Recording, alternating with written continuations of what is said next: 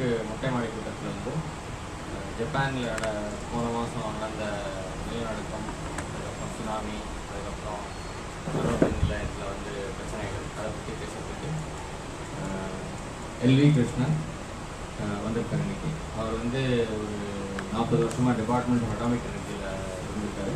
அதில் கல்பாக்கத்தில் வந்து Indira Gandhi centre for atomic ரிசர்ச்சில் சேஃப்டி ரிசர்ச் குரூப்போட டைரக்டராக இருந்திருக்காரு. இப்போ ரிட்டையர் ஆகும்.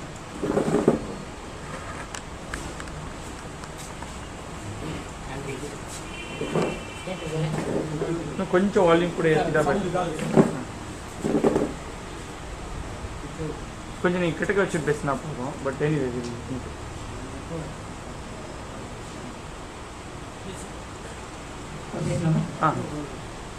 இந்த வாய்ப்புக்கு நன்றி. ஆனால் இது இந்த பிரச்சனை இப்போ நடந்துட்டு இருக்கிற பிரச்சனை, இது வந்து நடந்து முடிஞ்ச பிரச்சனை இல்லை. அதனால் இன்றைக்கி நான் என்ன சொன்னாலும் அது நாளைக்கு எப்படி முடியும்னு சொல்ல முடியாது. எனக்கு தெரிஞ்ச வரைக்கும் வந்திருக்கிற செய்திகளில் எது ஆதாரபூர்வமானது எது இல்லைங்கிறது கொஞ்சம் கவனமாக ஆராய்ஞ்சு பார்த்து தான் நம்ம பேச முடியும் அதில். அதனால் உங்களுக்கு சிலது தெரிஞ்சிருக்கலாம், நான் சொல்கிறது வித்தியாசமாக இருக்கலாம் அப்படின்னு இருக்கலாம். நீங்கள் முக்கியமாக 3 கேள்வி, அதாவது ஒன்று அங்கே நடந்தது என்ன, இன்னொன்று அந்த மாதிரி இந்தியாவில் நடக்க முடியுமா, நடந்ததுமா, 3வது அணு உலைகள் நமக்கு தேவையா. இந்த 3 கேள்வி தான் எல்லாருக்கிட்டையும் ரொம்ப குழம்பின்னு இருக்கு. இதில் முக்கியமாக அந்த ஜப்பானில் என்ன நடந்தது அப்படின்னு பார்க்கும்போது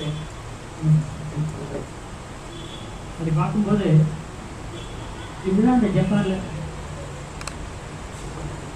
இந்த 4 அணு உலை, இந்த 4 இங்கே இருக்குது. இது நம்பர் 1, நம்பர் 2, நம்பர் 3, நம்பர் 4. இதுதான் பிரச்சனை. இங்கே 5, 6 அந்த பக்கம் இருக்குது, அங்கே பிரச்சனை இல்லை.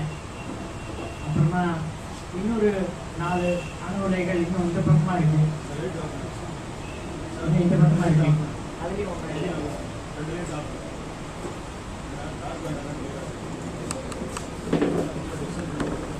ஜப்பானில் இது தவிர இன்னும் 10-15 அணு உலைகள் இருக்குது, இதே மாதிரி அணு உலைகள். அங்கேயும் எங்கேயும் எதுவும் பிரச்சனை இல்லை.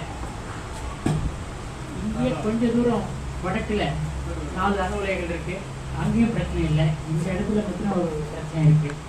அது எதனாலங்கிறது சொல்ல முடியாது. இந்த அணு உலைகளை பற்றி கொஞ்சம் தெரிஞ்சுன்னா என்ன நடந்ததுங்கிறது கொஞ்சம் விளங்கும் நல்லா. இதில் வந்து இந்த மாதிரி ஒரு பெரிய அமைப்பு, இது வந்து பிரைமரி கண்டெய்ன்மெண்ட்னு சொல்லுவாங்க. அதுக்கு மூடி இது, அது இங்கே தெரியுது இல்லையா, இதுதான் அது. அதுக்குள்ளே தான் இந்த ரியாக்டர் வெசல் இருக்குது, அணு உலை கலன்னு சொல்லலாம்.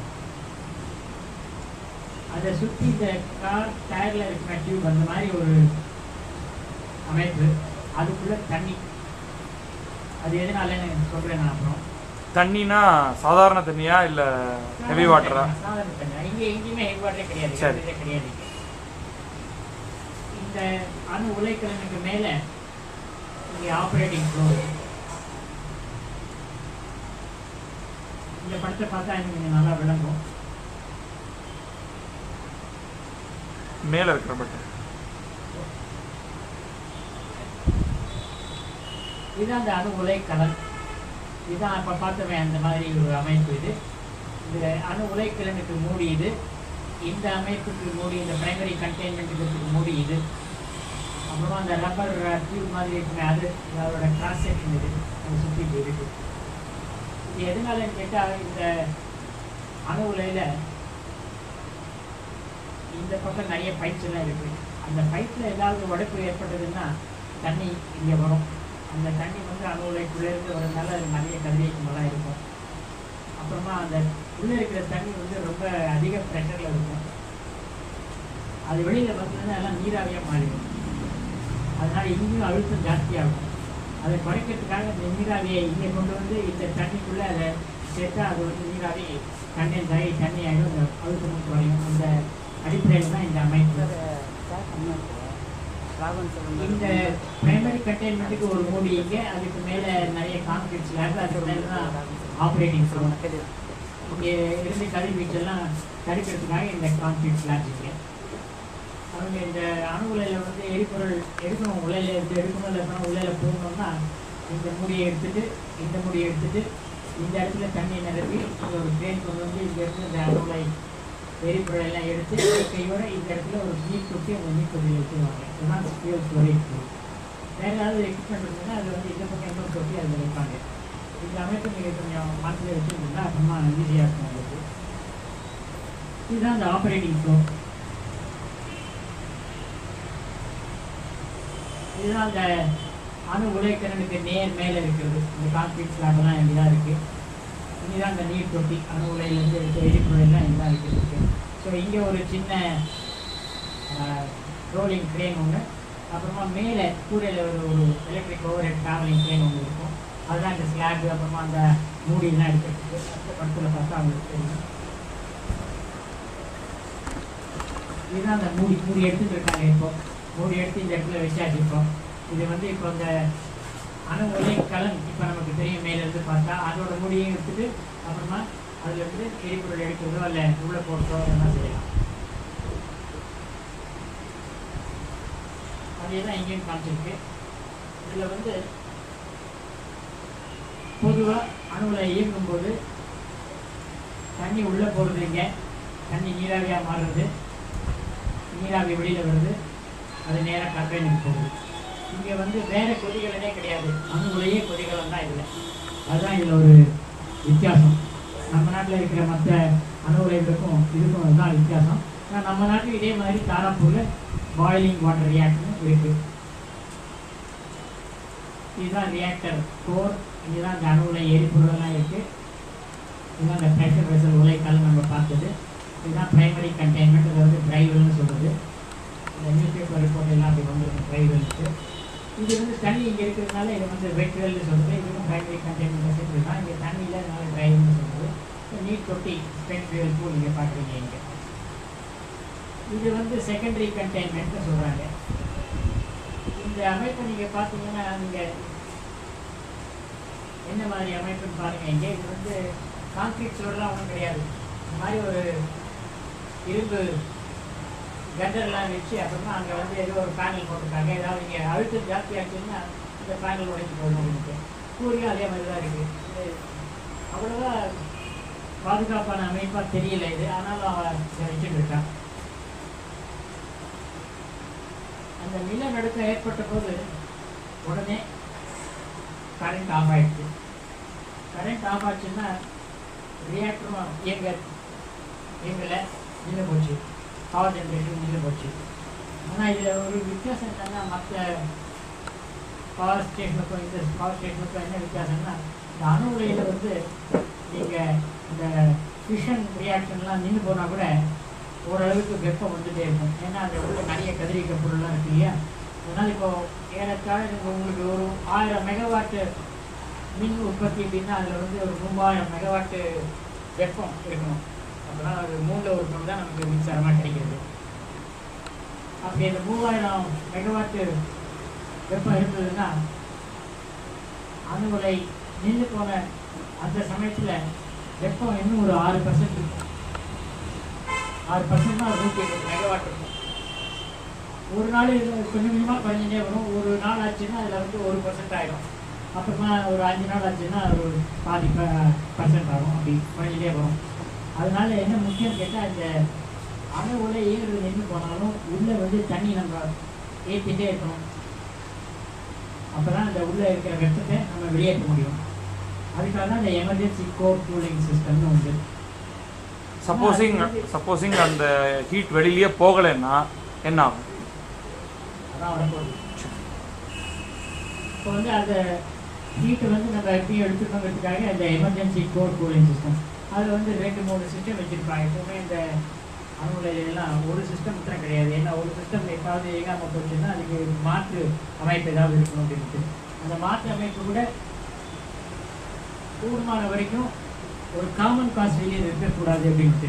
இந்த காமன் காஸ் ஃபெயிலியருங்கிறது இது வரைக்கும் மேன்மேட் மிஸ்டேக்ஸ் அப்படிங்கிற அமைப்பு தான் இந்த காமன் காஸ் ஃபெயிலியர். அது ஒரு கரண்ட் போச்சுன்னா நம்ம வந்து அந்த ஸ்டீம் வச்சே ஒரு பம்பை இயக்கலாம் அப்படின்ட்டு அந்த மாதிரி இருந்தது இல்லை. ஆனால் அதுக்கு கொஞ்சம் பேட்டரி தேவைப்படும். இந்த காமன் காஸ் ஃபெயிலியர்ன்றது இப்போ நிலநடுக்கங்கிறது காமன் காஸ் ஃபெயிலியர் ஆகிப்போச்சுங்க. அதனால ஒரு ரியாக்டர் மாத்திரம் இல்லை, அங்கே இருக்கிற 4 ரியாக்டரையும் பிரச்சனை ஏற்பட்டது. அதுதான் ஒரு பெரிய குழப்பம் இங்கே.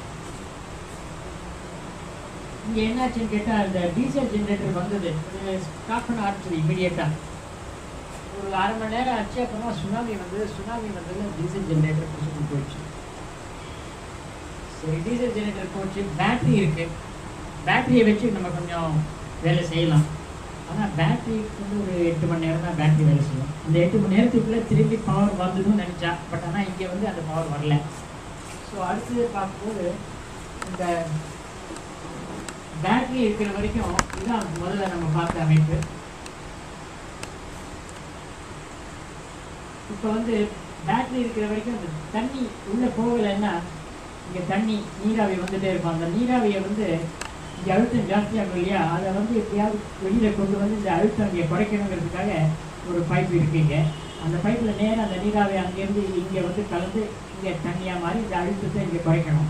அப்போ அந்த நீராவி அங்கேருந்து இங்கே வரும்போது அதோட ஓட்டத்தில் ஒரு டர்பைன் சுழலியை இயக்கி அதை ஒரு பம்ப் மாதிரி பண்ணி இந்த தண்ணியை தூக்கி இங்கே போடலாம் அப்படின்ட்டு ஒரு அமைப்பு. ஸோ பவர் இல்லாத போனால் கூட, கரண்ட் இல்லாத போனால் கூட பேட்டரி, ஆனால் கொஞ்சம் பேட்டரி தேவை இருக்குது. ஸோ ஒரு 8 மணி நேரம் வரைக்கும் இந்த பேட்டரி ஓடிக்கும். அதுக்கப்புறமா அதுவும் இங்கே போச்சு. அதனால் ஒன்றுமே கிடையாது இங்கே. இன்னொரு விஷயம் என்னென்னா, கரண்ட்டு போச்சு, பேட்டரியும் போச்சு. கரண்ட்டு போச்சு, கண்ட்ரோல் ரூமில் கும்மிருட்டு, உள்ள எந்த அணுகுல எந்த இடத்துக்கு போனாலும் ஒன்றும் தெரியாது. பேட்டரி இருக்கிற வரைக்கும் கண்ட்ரோல் ரூமில் ஏகப்பட்ட அலாரம் வரும். எந்த அலாரம் என்ன பார்க்குறது ஒரே குழம்பிட்டு இருப்பாங்க அங்கே. இன்னொரு விஷயம், இந்த பர்டிகுலர் கேஸில் என்னன்னு கேட்டால், உள்ள ஷிஃப்டில் வேலை செஞ்சுருந்தவ அவெல்லாம் அந்த ஊருக்கு பக்கத்தில் எங்கேயாவது இருந்திருக்கும். அவங்க வீடு வாசல் என்னாச்சு சுனாமியில், குடும்பம் என்னாச்சு, அது ஒரு பெரிய கவலை இருந்திருக்கும் அவங்களுக்கு. அப்படியே அவங்க உள்ள சமாளிக்கிறதுக்கு முயற்சி பண்ணிட்டு இருந்திருக்காங்க. இந்த அமைப்பு என்னன்னு கேட்டால், அது இந்த பம்பு வேலை செய்யலைன்னா நீராவி வந்து இங்கே சேர்ந்து இந்த அழுத்தம் கொஞ்சம் குறையும் சொன்னேன் இல்லையா, அந்த மாதிரி தான் ஆகிட்டு இருந்தது. ஆனால் என்னாச்சு, அது பத்தலை. இந்த உள்ளே இருக்கிற வெப்பத்தை தணிக்கிறதுக்கு அது போகலை. அதனால என்னாச்சு, இந்த உலை எரிபொருள் இருக்குல்ல, அதெல்லாம் நல்லா சூடாச்சு. அது சூடாச்சு. இந்த உலை எரிபொருள்லாம் இந்த யுரேனியம் ஆக்சைடுங்கிறது வெளியாக இருக்கும். அதை வந்து ஒரு பெரிய ஜிர்கோனியம் குழாயில் போட்டு சீல் பண்ணி வச்சுருப்பாங்க. அதுதான் அந்த உலை எரிபொருள்.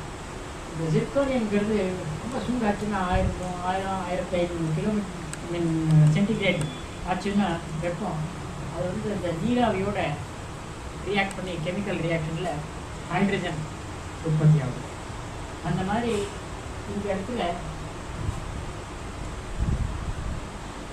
நல்ல எரிபொருளாக சூடாகி ஜிர்கோனியம் ஸ்டீம் ரெண்டு ரியாக்ட் பண்ணி இங்கே வந்து ஹைட்ரஜன் உற்பத்தி ஆச்சு. அந்த ஹைட்ரஜனும் சேர்ந்து இப்படி இங்கே வந்து இந்த தண்ணியில் கலக்கிறது.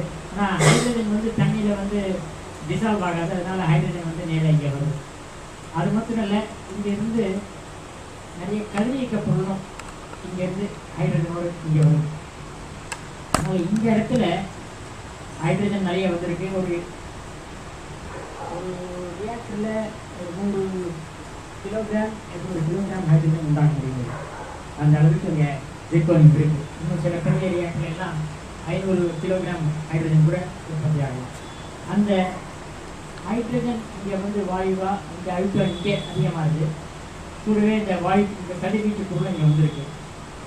அதெல்லாம் இங்கே வந்தபோது இந்த அழுத்தம் ஜாஸ்தியான அந்த அழுத்தத்தை கொஞ்சம் குறைக்கிறதுக்காக அவங்க என்ன பண்ணியிருக்காங்க, ஒரு வழி இருக்குது. அந்த வழி மூலமாக இதை வந்து ஒரு புகைப்போக்கி மூலமாக அதை மேலே ஒரு குழப்பம். ஆனால் இந்த இடத்துல என்னாச்சு, புகைப்போக்கி வழியாக போகாமல் அது வந்து நேராக அந்த ஆப்ரேட்டிங் ஃப்ளோருக்கு வந்து, இந்த ஆப்ரேட்டிங் ஃப்ளோருக்கு வந்து அங்கே தான் அது வெடிச்சுது. இந்த உலை கலனுக்குள்ளே வெடிக்கல, நல்ல வேலை இங்கே வந்து வெடிச்சு. அங்கே வந்து வெடிச்சதுனால என்னாச்சு, முதல்ல இந்த யூனிட்ல வெடிச்சது, அப்புறமா இந்த யூனிட்ல வெடிச்சது. இப்போ நம்ம முன்னாடி பார்த்ததுல இங்கே நீர் தொட்டி இருக்குல்ல, இந்த நீர் தொட்டியில் ஏதோ ஒரு கசிவு, அந்த நீர் தொட்டியில் கசிவு இருக்கிறதுனால இங்கே இருந்து உலையிலேருந்து எடுத்து வச்சிருந்த எரிபொருள் எல்லாம் அதுலேயும் கொஞ்சம் சூடு இருக்கும். அதெல்லாம் இன்னும் சூடாக ஆரம்பிச்சது. ஏன்னா இந்த தண்ணி மட்டம் குறைஞ்சி போனதில்லை. அதனால இங்கேயும் கொஞ்சம் ஹைட்ரஜன் உற்பத்தி ஆச்சு. அந்த ஹைட்ரஜன் உற்பத்தி ஆனதுல இங்கே ஒரு இடத்துல இந்த இடத்துல வெடிப்பு ஏற்பட்டது. இந்த இடத்துல வெடிப்பு ஏற்பட்டதுக்கு காரணம் வேற, அது சொல்றேன் நான். அதே மாதிரி இங்கே வந்து என்னாச்சுன்னா இந்த ஸ்பென்ட் ஃபியூயல் பூல் நீர் தொட்டி இருக்கு இல்லையா, அங்கே ஹைட்ரஜன் உற்பத்தி ஆனதுனால இங்கே வெடிப்பு ஏற்பட்டது. நம்ம அதில் பார்க்க முடியாது. இந்த 2வது யூனிட்ல ஹைட்ரஜன் இங்கே மேலே வந்து அங்கே வெடிக்கலை, அதுதான் அது கூடையெல்லாம் சரியா இருக்கிறதில்ல. அது வந்து இந்த டோரஸ்ன்னு சொல்கிற இந்த அமைப்பில் இங்கே வந்து இங்கே ஏதோ ஒரு கசிவு எடுத்துருக்கு, இங்கே வந்து இங்கே வெடிச்சிருக்குது. இங்கே வெடிச்சதுனால இங்கேருந்து ஒரு தண்ணியெல்லாம் கொஞ்சம் கசிஞ்சு வெளியில் வருது. அதுதான் இப்போ பிரச்சனை ஆகுது. ஸோ யூனிட் 2ல் வந்து மேலே வெடிக்கல ஹைட்ரஜன், இந்த இடத்துல வெடிச்சிருக்கு. ஆனால் இங்கேயும் வலைக்குள்ளே வெடிப்பு இல்லை. வலைக்குள்ளே வெடிப்பு இருந்ததுன்னா இன்னும் மோசமாக இருந்திருக்கும். இப்போதைய நிலவரம் என்னன்னு கேட்டால், பொதுவாக அவங்க நிறைய கடல் தண்ணி எடுத்து உள்ளே போட்டுருக்காங்க. இது எப்படி போட்டாங்கிறது விலங்குல எனக்கு எதுவும் என்ன, கடல் தண்ணி தூக்கி நீங்கள் மேலேருந்து போட்டிங்கன்னா இந்த தொட்டி வேணால் நிரம்பும், ஆனால் தண்ணி எதுக்கு எப்படி இதுக்குள்ளே வருங்கிறது தெரியல. அதெல்லாம் சரியாக எந்த செய்தியும் அது இல்லை. ஆனால் இப்படி தான் தண்ணி இருக்குது, இப்படி உள்ள தண்ணி இதுலாம் தண்ணி நிரம்பிடுது அப்படின்னு சொல்கிறாங்க. இதெல்லாம் தண்ணி நிரம்பி இருக்குன்னா ஒரு விதத்தில் அது வந்து நல்லது தான். ஏன்னா இந்த வெப்பத்தை கொஞ்சம் கொஞ்சமாக இந்த தண்ணி இழுத்துக்கும். அதனால் இந்த தண்ணி எந்த அளவுக்கு சூடாகி எந்த அளவுக்கு நீராவியாக மாறுதோ அது வரைக்கும் இதில் கொஞ்சம் பாதுகாப்பு இருக்குது. இன்னொரு விஷயம் என்னென்னா, அது வந்து உருகி கொஞ்சம் கீழே இங்கே வந்து சேர்ந்தாலும் அது அந்த வெப்பத்தை இந்த தண்ணி எடுத்துக்கும், அது பரவாயில்லை. ஆனால் உங்களுக்கு பயம் என்னன்னு கேட்டால், இப்போ இந்த தண்ணி இங்கே வந்து இருக்கிறதுனால இங்கே ஏதாவது கசிவு ஏற்பட்டதுன்னா அந்த தண்ணியெலாம் வெளியில் வந்ததுன்னா இந்த அளவுக்கு தண்ணி ஒரு 4000 கியூபிக் மீட்டர் தண்ணி இங்கே இருக்கும். அதனால் வெளியில் வந்ததுன்னா அது எப்படி சமாளிக்கிறதுன்னா ஒரு கவலை. இப்போ ஒரு கியூபிக் மீட்டர்னா 1000 லிட்டர், 1000 லிட்டர் 4 மில்லியன் 4000 லிட்டர் தண்ணி இருக்குது. ஆனால் இது வந்து புதுசாக இல்லை. இந்த உலைக்கலனுக்குள்ள எரிபொருள் ரொம்ப சூடாகி உருகி ஆனது உண்டு. அது வந்து ஒரு 1979 அமெரிக்காவில் ஒரு ரியாக்டரில் ஆச்சு இந்த மாதிரி. ஆனால் அந்த ரியாக்டரில் என்ன ஆச்சுன்னு கேட்டால், ஒரு 3.5 மணி நேரம் வெப்பம் இல்லாமல் இருந்தது. அது உருகி எல்லாம் இங்கேயே இருந்தது, தங்கி இருந்தது.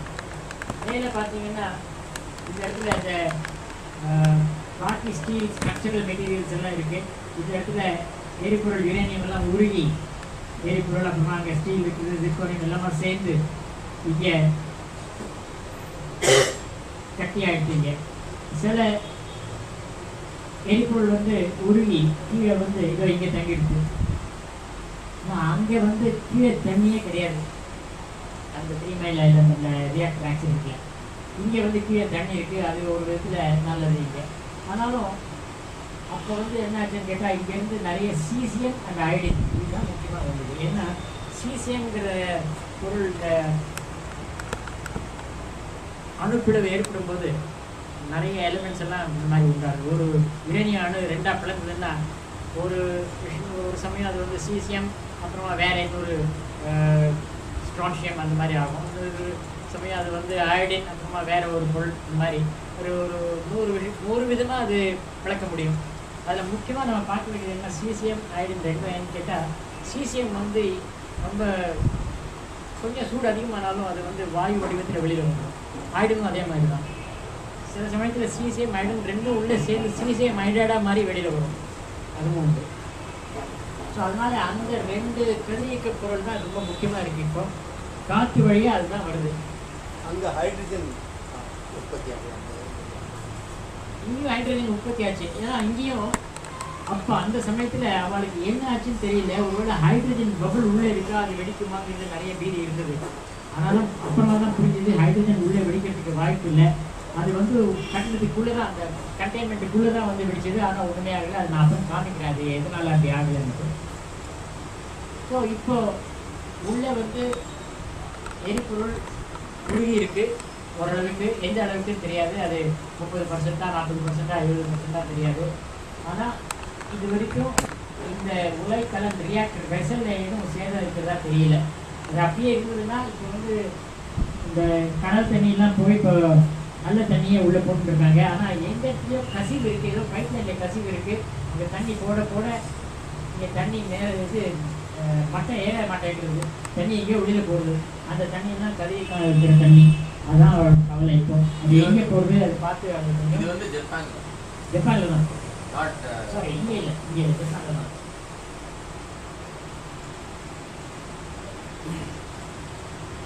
ஜப்பானில் தான். ஸோ அதுதான் அவளோட இப்போ பெரிய கவலை.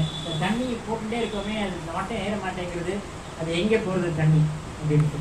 தண்ணி இந்த உலைக்கிழங்கிலேருந்து வெளியில் வர தண்ணி அதில் நிறைய கதிரியக்கம் இருக்கும். அது ஓரளவுக்கு வெளியில் போனாலும் பாக்கி தண்ணியெல்லாம் எங்கே கொண்டு போய் டேங்க்கில் வைக்கிறது, அதுவும் ஒரு பெரிய கவலை. தண்ணி போட போட அதுக்கு அந்த தண்ணியெல்லாம் சேகரித்து வைக்கிறதுக்கு ஒரு டேங்க் வேணும். இப்போ என்ன ஆகிட்டு இருக்கு, அந்த தண்ணிலாம் டிஸ்சார்ஜ் ஆகுதா? ஏன்னா தட் இஸ் வாட் ஓரளவுக்கு டிஸ்சார்ஜ் ஆகுது. பாக்கியெல்லாம் என்ன பண்ணிருக்காங்கன்னா எங்கெங்கெல்லாம் கொஞ்சம் இது இருந்தோ இடம் இருந்தோ அங்கெல்லாம் அந்த தண்ணியை பாய்ச்சிட்டு இருக்காங்க. இப்போ கண்டென்சர்னு இருக்குது. இப்போ அந்த கண்டென்சர் பிரயோஜனம் இல்லை. ஏன்னா நம்ம வந்து பவர் ஜென்ரேட் பண்ணும்போது தான் அந்த கண்டென்சர் போகணும். அந்த கண்டென்சருக்குள்ளே இதெல்லாம் போட்டுருக்காங்க. அந்த கண்டென்சருக்கு வேண்டிய தண்ணியை சேமித்து வைக்கிறதுக்கு கண்டென்சேட் டேங்க்னு ஒன்று இருக்கும், அதுக்குள்ளே போட்டிருக்காங்க. இந்த மாதிரி போட்டிருக்காங்க. அப்புறமா ரியாக்டர் இயங்கும் போது ஓரளவுக்கு கொஞ்சம் குறைச்ச கதிர்வீச்சு இருக்கிற தண்ணியெல்லாம் இருக்கும். அதை வந்து தண்ணியில் கடலில் இப்போ போட்டிருக்காங்க. போட்டு அந்த டேங்க்லாம் அதை நிரப்பிட்டு இருக்காங்க. ஏன்னா இதில் நிறைய கதிர்வீச்சு இருக்குது உங்களுக்கு, அதெல்லாம் பண்ணிட்டு இருக்காங்க. இப்போ இதான் சொன்னாங்க 4000 கியூபிக் மீட்டர், 4000 கியூபிக் மீட்டர், அதாவது 4 மில்லியன் லிட்டர் இருக்கக்கூடிய ஒரு உலையும். இது இன்னொரு விஷயம் என்னென்னா, செர்னோபில்ல வந்து ஒரு ரியாக்டர் தான் பாதிப்பு இருந்தது, ஈமெயிலில் ஒரு ரியாக்டர் தான் பாதிப்பு இருந்தது. இப்போ 4 ரியாக்டரில் பாதிப்பு. அதனால் ஒரு ரியாக்டர்லையும் கொஞ்சமாக இருந்தாலும் 4 ரியாக்டர் செஞ்சோன்னா நிறைய கதிர்வீச்சு வெளியில் வரும். இப்போ கதிர்வீச்சுன்னு சொல்லும்போது நீங்கள் பேப்பரெல்லாம் பார்த்துருப்பீங்க, எந்த அளவுக்கு பெக்கரல் இருக்குது, எந்த அளவுக்கு சீவர்ட் இருக்குது அப்படின்ட்டு. பெக்கரல்ங்கிறது என்னென்னா, ஒரு பொருளில் ஒரு அணு ஒரு செகண்டில், ஒவ்வொரு செகண்டும் ஒரு அணு கதிர்வீச்சை வெளிப்படுத்துறதுன்னா அது வந்து ஒரு பெக்கரல். இப்போ உதாரணத்துக்கு நீங்கள் பார்த்தீங்கன்னா நம்ம உடம்புல வந்து பொட்டாசியம் இருக்குது. இந்த பொட்டாசியம் 40ங்கிறது வந்து கதிரியக்க பொருள். ஏறத்தாழ ஒரு சராசரி மனிதன் உடலில் 4300 பெக்கரல் பொட்டாசியம் இருக்குது. அதாவது ஒரு செகண்ட்லேயும் 4300 பொட்டாசியம் அணு கதிர்களை வீசிட்டு இருக்கு. இது தவிர கார்பன் இருக்குது, இது தவிர ட்ரிட்டியம் இருக்குது. அதனால் எல்லா உடம்புலையும் கதிர்வீச்சு இருக்குது, கதிரியக்க பொருள் இருக்குது. அந்த கதிரியக்க பொருட்கிறதுனால நமக்கு எந்த அளவுக்கு டோஸ் கிடைக்கிறது நீங்கள் பார்த்தீங்கன்னா, டோஸ் அதாவது கதிரியக்கம்ங்கிறது ஒரு அணுவிலேருந்து கதிர்வீச்சு வெளியில் வருது. அந்த கதிர்வீச்சுங்கிறது அந்த கதிரெல்லாம் நம்ம உடம்புல பாஞ்சதுன்னா அந்த கதிரில் இருக்கிற சக்தி கொஞ்சம் உடம்புல சேருது. அதாவது அது வந்து it reacts with molecules and atoms in the body. அப்போ வந்து அந்த கதிரில் இருக்கிற எனர்ஜி கொஞ்சம் இந்த மாலிக்யூல் ஆர் ஆட்டம் அதை மாற்றும் போது அந்த எனர்ஜி அப்சார்ப் ஆகுது. அந்த மாதிரி எனர்ஜி அப்சார்ப் ஆகிறத வந்து கணக்கிட்டு அதை வந்து சீவர்ட்னு சொல்கிறார். ஒரு கிலோகிராம் டிஷ்யூவில் 1 ஜூல் எனர்ஜி அந்த ரேடியேஷன் அப்சார்ப் ஆச்சுன்னா அது ஒரு சீவர்ட். அது வந்து சீவர்ட்னு சொல்கிறது உண்டு, ட்ரெயின்னு சொல்கிறது உண்டு. இப்போ வந்து நம்ம உடம்பு பெர் கேஜி ஆஃப் டிஷ்யூனா per KG of skin or any body weight, any body weight, any tissue. For instance, if you say a whole body dose 50 kg a person weighs அப்படின்னா, அப்போ 1 ஜூல்னா அது வந்து மொத்தம் 1 ஜூல் எனர்ஜி அப்சார்ப் ஆச்சுன்னா 1 joule by 50 அந்த அளவுக்கு Siewert இருக்கும். Okay, 1/50 Siewert இருக்கும். அந்த மாதிரி இப்போ வந்து நம்ம உடம்புல இருக்கிற இயற்கை கதிரியக்க பொருள் பொட்டாசியம் 40 ஏபிஎல் இருக்குது. அது தவிர விண்வெளியிலிருந்து காஸ்மிக் ரேஸ் வருது, அது மூலமாக நமக்கு கதிர்வீச்சு கிடைக்கிறது. அது தவிர இப்போ இந்த சுவரை வச்சிங்கன்னா அது நீங்கள் வீட்டில் செராமிக் டைல்ஸ் போட்டிங்கன்னா அதுலாம் யுரேனியம் இருக்குது, அது வழியாக கொஞ்சம் கதிர்வீச்சுலாம் வருது. அதையெல்லாம் சேர்த்து சராசரியாக பார்த்தா 1 மில்லி சீவர்ட்டுக்கு மேலே ஒரு வருஷத்தில் நமக்கு கதிர்வீச்சு கிடைக்கிறது. ஏற்காடு 2 மில்லி சீவர்ட் கிடைக்கிறது. அந்த 2 மில்லி சீவர்ட்டுக்கு மேலே கூட இருக்கும். அது அதில் வந்து ஏறத்தாழ்ந்த சில இடத்துல கொஞ்சலாம் இருக்கும், சில இடத்துல அதிகமாக இருக்கும். நம்ம மலவாழக்குறிச்சி மாதிரி இந்த இடத்துக்கு போனீங்கன்னா அங்கே பீச் சைடில் தோரியம் இருக்குது. அந்த தோரியம் இருக்கிறதுனால அங்கே வந்து சில பேருக்கு 10 மடங்கு மேலே 20 மடங்கு மேலே கூட இருக்கும்.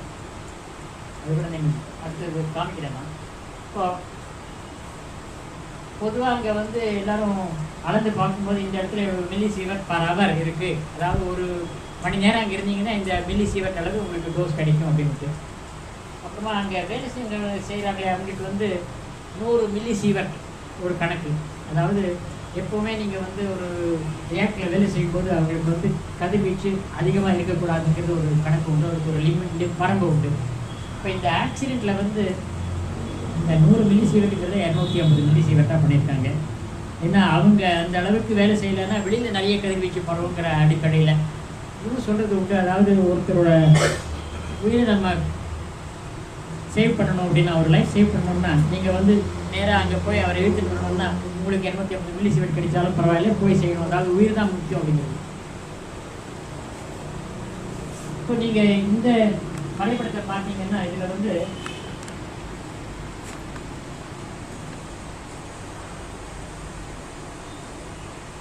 இந்த இடத்துல காமிச்சிருக்கிறது யூனிட் 1ல எக்ஸ்ப்ளோஷன் ஆச்சு, இந்த இடத்துல யூனிட் 3ல எக்ஸ்ப்ளோஷன் ஆச்சு. இது வந்து 12ஆம் தேதி, இது வந்து 14ஆம் தேதி. அப்புறமா 4வது யூனிட்ல 15ஆம் தேதி. அப்புறமா 2வது யூனிட்ல இங்கே ஒரு எக்ஸ்ப்ளோஷன் ஆச்சு. இந்த எக்ஸ்ப்ளோஷன் ஆச்சுன்னா அப்போ வந்து அந்த ஹைட்ரஜன் எக்ஸ்ப்ளோஷன் அப்படின்னா ஹைட்ரஜனோட கூட கதிரியக்க பொருளாக வந்திருக்கு, அதெல்லாம் கூட காற்றுல பரவுறது. அதனால தான் உங்களுக்கு வந்து ஒரு எக்ஸ்ப்ளோஷன் ஆச்சுன்னா உடனே ஒரு சில மணி நேரத்தில் இந்த கதிர்வீச்சு அளவு ரொம்ப அதிகமாகுது, ஆனால் குறைஞ்சி போகுது.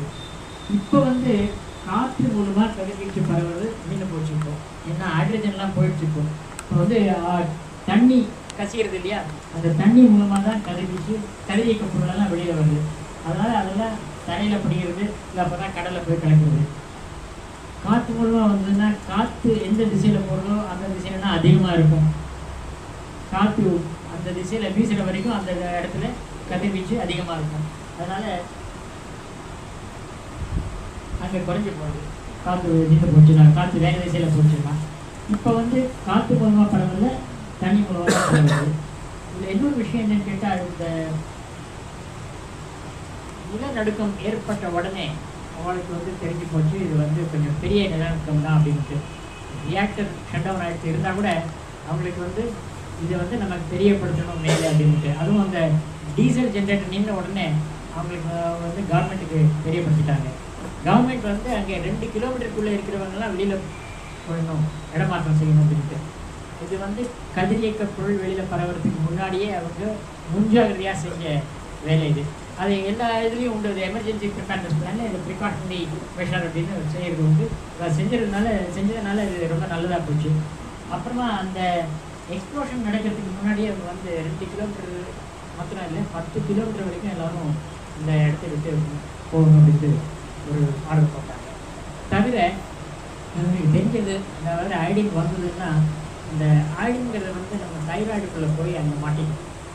பாக்கி நம்ம ஏதாவது கதிரியக்க பொருளை நம்ம உட்கொண்டால் அது வந்து உடலில் வேலைக்கு வேணால் போகலாம். இந்த சிசிஎம்னா அது வந்து மசிலுக்கு போகலாம், ஸ்ட்ராங்ஷன்னா அது போனுக்கு போகலாம், அந்த மாதிரி ஃப்ளூட்னா அது போனுக்கு போகலாம். இந்த ஐடின்ங்கிறது நேரம் தைராய்டில் போய் அங்கே வந்து ஒட்டிக்கும். தைராய்டில் வந்து ஐடின் தேவை நமக்கு. சில இடத்துலலாம் அவங்களுக்கு வந்து ஐடின் சாப்பாடுலேயே ஐடின் இல்லைன்னா அவங்களுக்கு வந்து தைராய்டில் இங்கே வீக்காக இருக்கும், பார்த்துருக்கீங்க, ஐடின் டெஃபிஷியன்சி. அதனால் என்ன பண்ண முடியுதுன்னு கேட்டால், அந்த ஐடின் காற்றுல வரதுக்கு முன்னாடி நீங்கள் ஸ்டேபிள் ஐடின், அதாவது கதிரியக்கம் இல்லாத ஐடினை சாப்பிட்டீங்கன்னா அது போய் அங்கே உட்கார்ந்ததுன்னா இந்த அப்புறமா உங்களுக்கு வந்து கதிரியக்கம் உள்ள ஐடின் வந்ததுன்னா அது உள்ளே போகாது, அது வந்து அது எலிமினேட்டட் இந்த பாடி. ஸோ அந்த அடிப்படையில் எல்லாருக்கும் இந்த பொட்டாசியம் ஐடைட் டேப்லெட்ஸும் விநியோகம் பண்ணிட்டாங்க. அதனால் இங்கே வந்து ஐடின் காரணமாக கதிர்வீச்சு ஏற்படுறது வெகுவாக குறைக்கப்படுது. செர்னோபில்லில் வந்து அது குறைக்கப்படல அவ்வளவு சீக்கிரம், அதனால தான் அங்கே தைராய்டு கேன்சர்லாம் அதிகமாச்சு. இங்கே வந்து இப்போது எந்த இடத்துல தைராய்டு கேன்சர் அதிகமாச்சுங்க? செர்னோபில். அங்கே வந்து ஒரு நாளுக்கு மேலே ஆச்சு அவங்களுக்கு கொடுக்கறதுக்கு. அவங்க முதல்ல எல்லாரும் அந்த இடத்த விட்டு காலி பண்ணுறதுக்காக தான் பார்த்தாங்களே ஒழிய ஐடின் டேப்லெட்டை டிஸ்ட்ரிபியூட் பண்ணுறதுக்கு கொஞ்சம் நேரம் ஆச்சு இங்கே. ஆனால் அந்த ஊரில் எந்த அமைப்புன்னு கேட்டால் எல்லா இடத்துலையும் ஐடின் டேப்லெட்ஸ் வச்சுருப்பாங்க. அது வந்து இன்ஃபேக்ட் சில ஊர்ல எல்லாம் டிஸ்பியூட் பண்ணியிருப்பாங்க வீட்டுக்கே. சில ஊர்ல எல்லாம் அது வந்து பக்கத்தில் ஒரு போலீஸ் ஸ்டேஷன்லேயே அங்கே வச்சுருப்பாங்க. அவங்க வந்து வீடு வீடாக போய் கொடுத்துட்டு வந்துடுவாங்க. அந்த மாதிரி உண்டு. இப்போ அந்த மாதிரி நம்மளும் இங்கே பண்ணிட்டு இருப்பாங்க.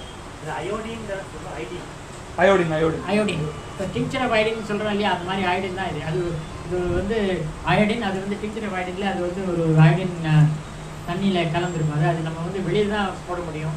ஆனால் அயோடின் டேப்லெட் தான் நம்ம சாப்பிடலாம். பொட்டாசியம் ஹைட்ரேட், அது வந்து காமன் சால்ட் சோடியம் குளோரைட் மாதிரி பொட்டாசியம் ஹைட்ரேட். ஸோ இப்போ அவங்களுக்கு பிரச்சனை என்னன்னு கேட்டால் தண்ணி மூலமாக தான் பரவுது. தண்ணி மூலமாக பரவுறதுன்னா தண்ணியில் இருக்கிற கதிர்வீக்க பொருளெல்லாம் அந்த நிலத்தில் படிஞ்சதெல்லாம் அந்த நிலத்தில் வளர்கிற பயிர் அதில் வந்து அந்த கதிர்வீக்க பொருளெல்லாம் சேரும். காற்றுலேருந்து வரும்போது அது தரையில் படிஞ்சதுன்னா அந்த தரையில் வந்து நீங்கள் கீரை பயிர் பண்ணியிருந்தீங்கன்னா கீரை மேலே அது படிஞ்சிருக்கும், இல்லை வேறு ஏதாவது வெஜிடபிள்ஸ்னால் படிஞ்சிருக்கும். ஸோ அதை நம்ம உபயோகிக்கிறதா இருந்தால் அதை நல்லா வாஷ் பண்ணிட்டு உபயோகப்படுத்தணும். இல்லை அப்படின்னா அதில் வந்து எந்த அளவுக்கு கதிர்வீச்சு இருக்குன்னு பார்த்துட்டு இந்த அளவுக்கு மேலே இருந்ததுன்னா நீங்கள் உபயோகப்படுத்தாதீங்க, இந்த அளவுக்கு குறைச்சலாக இருந்தால் நீங்கள் உபயோகப்படுத்தலாம் அப்படின்னு.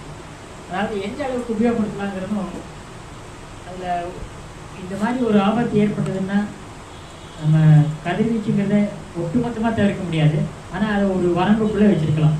அந்த வரம்பு நிர்ணயப்படுத்தியிருக்கு. அதை வந்து அந்த வரம்பு எப்படின்னு கேட்டால், இந்த பொருளை நீங்கள் வந்து ஒரு வருஷம் பூரா நீங்கள் இதை சாப்பிட்டீங்கன்னா எந்த அளவுக்கு உங்கள் அந்த கதிரியக்க பொருள் உள்ளே போய் தங்கும், அதனால் உங்களுக்கு எந்த அளவுக்கு கதிர்வீச்சு ஏற்படும் அந்த வருஷத்தில், அந்த மாதிரி ஒரு கணக்கு வச்சு தான் அவங்க வந்து ஓகே இந்த தண்ணியில் வந்து இந்த அளவுக்கு கதிரியக்க பொருள் இருந்ததுன்னா நீங்கள் வந்து அதை யூஸ் பண்ண வேண்டாம் அப்படின்னு சொல்லுவாங்க. ஸோ அந்த மாதிரி லிமிட்ஸ் எல்லாம் இந்த மாதிரி தான் கொடுத்துருந்தாங்க. அடுத்தது லிமிட்ஸ் வரும். இப்போ வந்து அவங்க பார்த்த ஆக்டிவிட்டி என்னன்னு கேட்டால், தரையில் படிஞ்சது காற்று மூலமாக வந்து April 3rd Iodine 131 2.4 to 82 becquerel per square meter. ஒரு ஸ்கொயர் மீட்டர் எடுத்துட்டீங்கன்னா அதில் வந்து அயோடின் ஒரு 2.4 to 82 becquerels.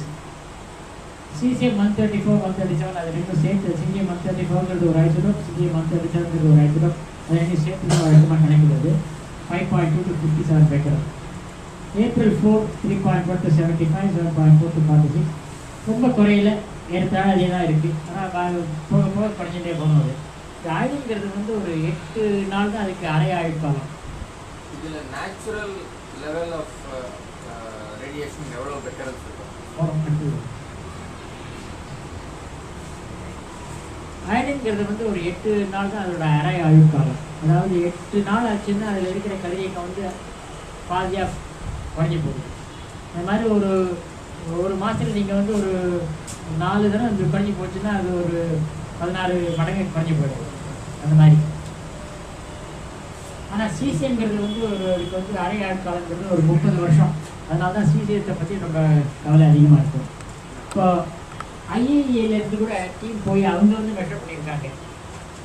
அவங்க மெஷர் பண்ணதில் அந்த ரியாக்டருக்கு பக்கத்தில் 16-40 கிலோமீட்டருக்குள்ளே அவங்க மெஷர் பண்ணியிருக்காங்க. அங்கே வந்து பார்த்தீங்கன்னா டெபாசிட் ஆக்டிவிட்டி ரொம்ப அதிகமாக இருக்கும். 0.01 to 3.2 mega Becquerel per square meter, ஒரு மில்லியன் மடங்கு அதிகமாக இருக்குது.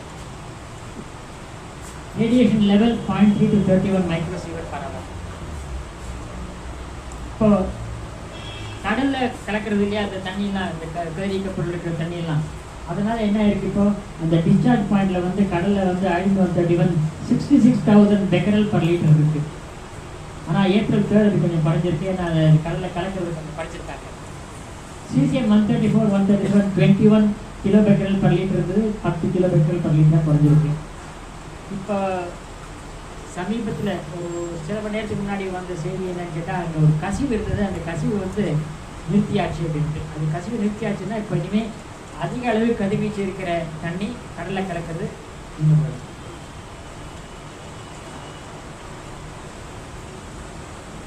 இப்போ சுனாமிங்கிறது வந்து அவங்க கணக்கு வச்சது ஒரு 5-6 மீட்டருக்குள்ளே தான் இருக்கும்னு நினச்சி கணக்கு போட்டாங்க. ஆனால் வந்த சுனாமி வந்து 10 மீட்டர் 12 மீட்டர் இருக்குது. அதனால தான் இந்த அளவுக்கு பிரச்சனை. அது 5-6 மீட்டராக இருந்ததுன்னா அவங்களுக்கு வந்து இந்த அளவுக்கு பிரச்சனை இருக்காது. டீசல் இன்ஜின் ஓடிட்டு இருக்குது. இப்போ இன்னொரு விஷயமும் நம்ம பார்க்கணும். இப்போ மொத்தத்தில் இந்த எர்த்குவேக் சுனாமி இந்த ரெண்டும் சேர்ந்து செத்து போனவங்க பேர் வந்து நம்பர் வந்து 12,000 சொல்கிறாங்க. ஆனால் நிறைய பேர் மிஸ்ஸிங். 15,472 பேர் மிஸ்ஸிங். மிஸ்ஸிங்னா அவங்க வந்து உயிரோடு இருக்கிறதா தெரியல. அதனால் ஒட்டு மொத்தத்தில் உங்களுக்கு வந்து ஒரு 27,000 பேர் இதில் காலி. ஒரு இடத்துல இருந்து இன்னொரு இடத்துக்கு மாற்றப்பட்டவங்க வந்து 120. இது வந்து இது ரேடியேஷனால இல்லை, இது ரேடியேஷனால இல்லை, இது வந்து எர்த்குவேக்னால. எர்த்குவேக் வந்து நீங்கள் பார்த்தீங்க, அந்த சுனாமி வந்து என்னாச்சுன்னு பார்த்தீங்க இல்லையா? இது முக்கியமாக சுனாமினால தான், எர்த்குவேக்னால கூட இல்லை. ரேடியேஷனால வந்து அந்த 20 கிலோமீட்டருக்குள்ளே 70,000 பேர். அந்த 70,000 பேரில் கூட எத்தனை பேருக்கு வந்து இந்த சுனாமியால் பாதிப்பு இருந்ததுன்னு நமக்கு தெரியாது. இப்போ 20 கிலோமீட்டர்லேருந்து 30 கிலோமீட்டர் வரைக்கும் இருக்கிறவங்கள கூட வெளியில் போகணும் அப்படின்னு சொல்லியிருந்தாங்க. அது வந்து ஒரு 136,000 பேர் இருக்கும். இன்னும் நம்ம பார்த்தோம் அந்த 16லேருந்து 40 கிலோமீட்டர் வரைக்கும் எவ்வளோ இந்த அளவுக்கு கரையில் படிச்சிருந்ததுன்னு. கரையில் படிச்சிருந்ததுன்னா அவங்க அங்கேயே இருந்தாங்கன்னா அதுலேருந்து அவங்களுக்கு கதிர்வீச்சு வரும். அதையும் கணக்கிட்டு தான் அவங்க வந்து வெளியில் போகணும்னு சொல்லியிருக்காங்க. இப்போ பில்டிங்ஸ் டெஸ்ட்ராய்ட் 45,000 46,000 பில்டிங் டெஸ்ட்ராய்ட். ஆனால் யூனிட்டில் வந்து இந்த ரியாக்டரில் செத்து போகிறாங்க 2 பேர். வேற யாருக்கும் உயிர் சேதம் இல்லை. ரேடியோஆக்டிவிட்டினால இல்லை, இது வந்து அந்த எக்ஸ்ப்ளோஷன் ஆச்சு இல்லையா, அந்த எக்ஸ்ப்ளோஷனால. இப்போ கவர்மெண்ட் எஸ்டிமேட் வந்து ஒரு $200-300 பில்லியன் வரைக்கும் இந்த எர்த்குவேக் சுனாமி இதனால சேதம் அப்படின்னு கணக்கிட்டுருக்காங்க. இப்போ நீங்கள் இந்த 4 யூனிட் வந்து இப்போ அதை இயக்க முடியாது, இயக்க முடியாது. அது வந்து ஒரு 4000 மெகாவாட் இருந்ததுன்னா அது இன்னைக்கு $2 மில்லியன் ஒரு மெகாவாட்டுக்குன்னா அது வந்து $8 பில்லியன் அது சேதம் இருக்கும். Cost of cleanup and decommissioning அது $8 பில்லியன் இருக்கும். ஸோ இந்த நியூக்ளியர் மிஸ்ஆப்னால நஷ்டம் என்னன்னு கேட்டால் 14-20 பில்லியன் வரைக்கும் இருக்கும். ஆனால் ஒட்டுமொத்த நஷ்டத்தை பார்க்கும்போது இது வந்து கொஞ்சம் குறைச்சி தான். இதில் ஒரு நஷ்டம் நீங்கள் பாயிண்ட் அவுட் பண்ணலை. எவ்வளோ பேருக்கு ரேடியேஷனால் என்ன பாதிப்பு ஏற்பட போகுது, அதுக்கான கிளீனப் காம்பன்சேஷன். இது வந்து மெட்டீரியல், அதாவது உயிரற்றதோடைய லாஸ் $20 பில்லியன் ஆர் 16லேருந்து 20. உயிருள்ளவர்களுக்கு என்ன நஷ்டம்னே நமக்கு ஒன்றும் தெரியாது. So there is a liability. இப்போ வந்து அவங்க வந்து ஒரு லிமிட் வச்சுருக்காங்க இல்லையா, அந்த லிமிட்டுக்குள்ளே இருந்தால் I don't think there will be any compensation paid because it is an acceptable limit. அந்த லிமிட்டுக்கு மேலே போச்சுன்னா you can claim. ஓகே, இதை பற்றி நம்ம கொஞ்சம் விஸ்தாரமாக அப்புறமா சொல்லலாம். இப்போ இன்னொரு விஷயம் கேட்டால், இந்த மாதிரி நம்ம ஊரில் நடக்குமா அப்படிங்கிற ஒரு கேள்வி வருது. ஜப்பான்கிறது வந்து ஒரு சின்ன நாடு, தமிழ்நாட்டை போல ஒரு 3-4 மடங்கு பரப்புறது அதிகமாக இருக்கும், அவ்வளோதான். ஆனால் தினமும் ஒரு நிலநடுக்கம் அது இருந்துகிட்டே இருக்கும். இப்போ இந்த பெரிய நிலநடுக்கம் ஏற்படுறதுக்கு முன்னாடி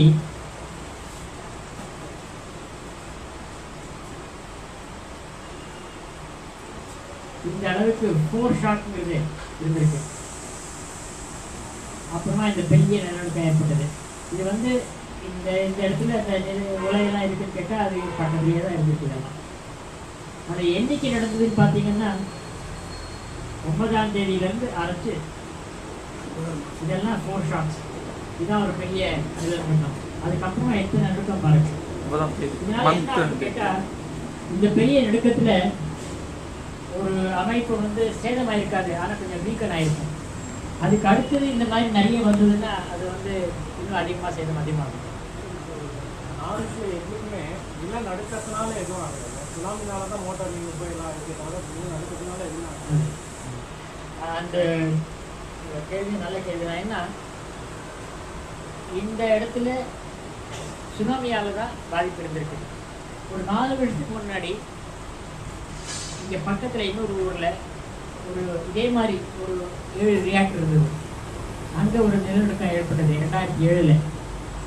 அவங்க எந்த அளவுக்கு டிசைன் பண்ணியிருந்தாங்களோ அதை விட அதிகமாக இருந்தது அந்த நிலநடுக்கம். ஆனாலும் இந்த பாதிப்பு ஒன்று இருக்குல்ல, அந்த ரியாக்டரை வந்து அப்போ இங்கே திரும்பி இயக்கிறதுக்கும் முடியறது. ஏன்னா ஒரு வருஷம் 2 வருஷம் அது கவனமாக எந்த இடத்துல பாதிப்பு இருக்குது, எது என்ன இதை பைப்பையால் மாற்றமாக அதெல்லாம் கம்ப்ளீட்டாக இன்ஸ்பெக்ட் பண்ணிவிட்டு இப்போ திரும்பி அதை ஸ்டார்ட் பண்ணியிருக்காங்க. ஸோ அந்த டிசைனில் வந்து ஒரு சேஃப்டி மார்ஜின் எப்பவுமே இருக்குது உங்களுக்கு. அதனால அது தப்பிச்சது. ஆனால் இங்கே என்ன ஆச்சுன்னு புரியல. சுனாமி நின்றுச்சு, ஆனால் அந்த எர்த்குவேக் தொடர்ச்சியாக தெரியுது. அதனால தான் நிறைய அணு உலைகள் பாதிக்கப்பட்டு சுனாமி நின்ற பிறகு எர்த்குவேக் வந்துட்டே இருக்கு. இந்த எர்த்குவேக்லாம் இருந்திருக்கு, ஆனால் இந்த எர்த்குவேக்னால ஓரளவுக்கு பாதிப்பு இருந்திருக்கலாம். ஆனால் மொத்த பாதிப்பு சுனாமியில தான் முக்கியமாக. ஏன்னா சுனாமினால தான் அந்த வெப்பத்தை நம்ம வெளியேற்றுறது நின்று போச்சு. அதுல தான் பிரச்சனை ஆரம்பிச்சிருக்கு. தண்ணி உள்ள போச்சுங்களா? சுனாமி தண்ணி உள்ள போனதா? இல்லை, சுனாமி தண்ணி இந்த உலைக்குள்ள போகல. இந்த டீசல் ஜெனரேட்டர் இருக்கு இல்லையா, அது வெளியில தான் இருக்கு. அந்த டீசல் ஜெனரேட்டர் வந்து அவங்க ஒரு 5 மீட்டர் மேலே வச்சிருந்தாங்க. இது வந்து 10 மீட்டர் மேலே சுனாமி வந்ததுன்னா டீசல் ஜெனரேட்டர் போச்சு. டீசல் ஜெனரேட்டர் சுனாமி அடிச்சு தள்ளி. ஆமா, என்ன பண்ணிட்டு அது மாத்திரம் இல்லை, இந்த சுனாமினால உங்களுக்கு வந்து இங்கே கரண்ட் இல்லைன்னா கூட வேற இடத்துல இருந்து கரண்ட் இங்கே கொண்டு வரலான்னு பார்த்தா விடனோ அங்கே எந்த டிரான்ஸ்மிஷன் லைன் எங்கே என்ன ஆச்சுன்னு தெரியாது. அதெல்லாம் ரிப்பேர் பண்ணுறதுக்கு ஒரு 2-3 நாள் ஆகும். ஸோ அந்த 2-3 நாள் வரைக்கும் இந்த டீசல் ஜெனரேட்டர் மாத்திரம் ஓடணும்னா உங்களுக்கு வந்து அதுக்கு தகுந்த மாதிரி டீசல் அதில் போட்டுகிட்டே இருக்கணும். இருக்கிற டீசல்லாம் ஒரு டீசல் டேங்க் ஒன்று இருக்கும். அந்த டேங்க் வந்து ஒரு குறிப்பிட்ட அளவுக்கு தான் இருக்கும். அது அங்கே டேங்க் காலியாச்சுன்னா உங்களுக்கு வந்து டேங்க்கில் டீசல் நிரப்புறதுக்காக வெளியிலேருந்து கொண்டு வரணும். இந்த ரோடெல்லாம் எப்படி இருக்குது, எது என்ன, அந்த சமாதானம்லாம் தெரியாது நமக்கு. இப்போ நிறைய சமாதானம் நமக்கு தெரியாது எந்த அளவுக்கு அந்த கரெக்டாக இருக்குது. இது வந்து இந்த magnitude four shock and aftershock மேக்னிடியூடை பார்த்தீங்கன்னா நிறைய இடத்துல வந்து 6 மேக்னிடியூடுக்கு மேலே இருந்திருக்கு. இப்போ நம்ம ஊர் நீங்கள் பார்த்தீங்கன்னா நம்ம ஊரில் நிலநடுக்கங்கிறது இந்த இடத்துல தான் இருக்குது. இந்த ஹிமாலயாஸ் பக்கத்தில் இங்கே தான் இருக்குது. இந்த சிவப்பு வட்டமெல்லாம் அந்த 7 மேக்னிடியூட், கருப்பு வட்டமெல்லாம் 8 மேக்னிடியூட். இப்போ நீங்கள் இந்த இடத்துல பார்த்தீங்கன்னா இங்கே எல்லாம் அதிகமாக கிடையாது. இங்கே 6 தான். இந்த மஞ்சள் சரியாக தெரியாது உங்களுக்கு, அதுதான் 6. ஸோ அதெல்லாம் அதிகமாக இல்லை. நம்ம ரியாக்ட் இருக்கிறதுல இங்கே இந்த இடத்துல தான் இருக்கிறதுனா இது வரைக்கும் நமக்கு ஒன்றும் இது பிரச்சனை இல்லை. இந்த நாட்டில் வந்து எந்த இடத்துல நிலநடுக்கம் அதிகமாக இருக்கக்கூடுங்கிறத பார்த்து ஒரு 5 ஜோனாக பிரிச்சிருக்காங்க. இதெல்லாம் ஜோன் 1. இதில் வந்து ரொம்ப லீஸ்ட் ஆக்டிவ் ஏரியா இதெல்லாம். அடுத்தது வந்து இந்த கலர், அது வந்து லீஸ்ட் மாடரேட்.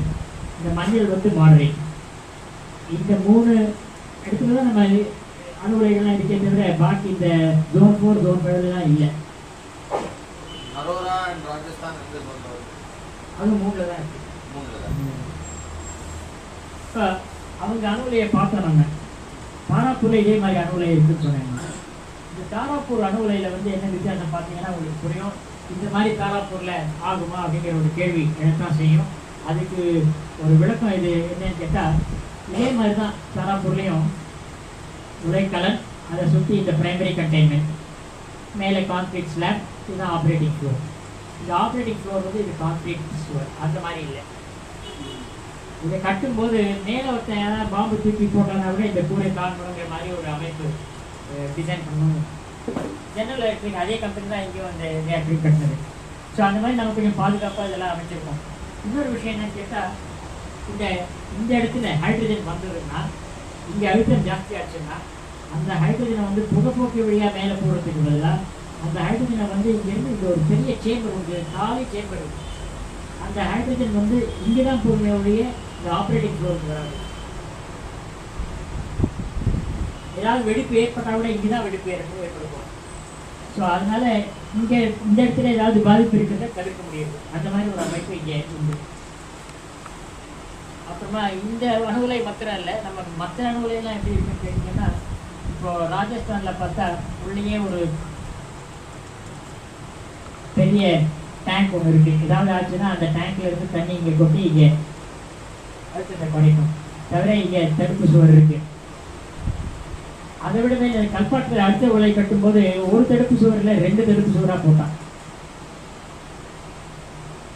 அதுக்கு அடுத்தது பார்த்தீங்கன்னா ஒரு சமயமும் ஒரு அணு உலை கட்டும்போதும் இன்னும் கொஞ்சம் அதிகமான பாதுகாப்பு அமைப்பெல்லாம் அதில் சேர்க்கறது உண்டு. இது இப்போ இந்த மாதிரி தான் அணு உலையெல்லாம் கட்டப்படுறது. இதில் பார்த்தீங்கன்னா உங்களுக்கு வந்து இங்கேயே கொஞ்சம் தண்ணி இருக்குது. இது இந்த கல்பாட்டில் கூட இருக்குது இந்த மாதிரி தண்ணி. அதாவது அங்கே வட்ட வடிவத்தில் தண்ணி இருந்தது இல்லையா, இந்த ஸ்டீமை கண்டென்ஸ் பண்ணுறதுக்கு. அதே மாதிரி இந்த இடத்துல இந்த அமைப்புக்குள்ளேயே இருக்குது. ஹைட்ரஜன் வந்தாலும் இங்கே உள்ளே தான் இருக்கும். அப்புறமா அந்த ஹைட்ரஜன் வந்ததுன்னா அந்த ஹைட்ரஜன் ஆக்சிஜன் ரெண்டும் சேர்ந்து வெடிக்காமல் அது வந்து தண்ணியாக மாறதுக்காக இந்த ரீகம்பைனர்னு சொல்கிறது அதையும் இங்கே போடுறது உண்டு. தவிர இவ்வளோ பெரிய அமைப்பு இருக்கிறதுனால இன்னும் 2 சுவர் இருக்கிறதுனால இங்கே ஏதாவது வெடிப்பு ஏற்பட்டால் கூட வெளியே வராது. அப்படிதான் ஆச்சு. 3 மைல் ஐலண்ட் ரியாக்டரில் இந்த மாதிரி தான் ஒரு பெரிய அமைப்பு இருந்தது. அதனால் வெடிப்பு ஹைட்ரஜன் வெடிப்பு இங்கே ஏற்பட்டால் கூட எந்த அளவு கதிரிக்க பொருளும் வெளியில் வரல. ஆனால் அங்கே ஒரு தப்பு பண்ணாங்க, அது அப்புறமா காமிக்கிறாங்க. ஸோ இந்த அமைப்பு இருக்கிறதுனால நம்ம வந்து ஓரளவுக்கு பாதுகாப்பு இதில் அதிகமாக இருக்குன்னு சொல்லலாம்.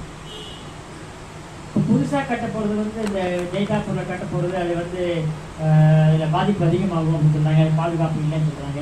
இது டிசைனை பார்த்தீங்கன்னா உங்களுக்கு வந்து அதில் பாதுகாப்பு அமைப்பெல்லாம் நல்லா தான் இருக்குது. அதாவது அதுலேயும் இதே மாதிரி 2 சுவர் இருக்கிற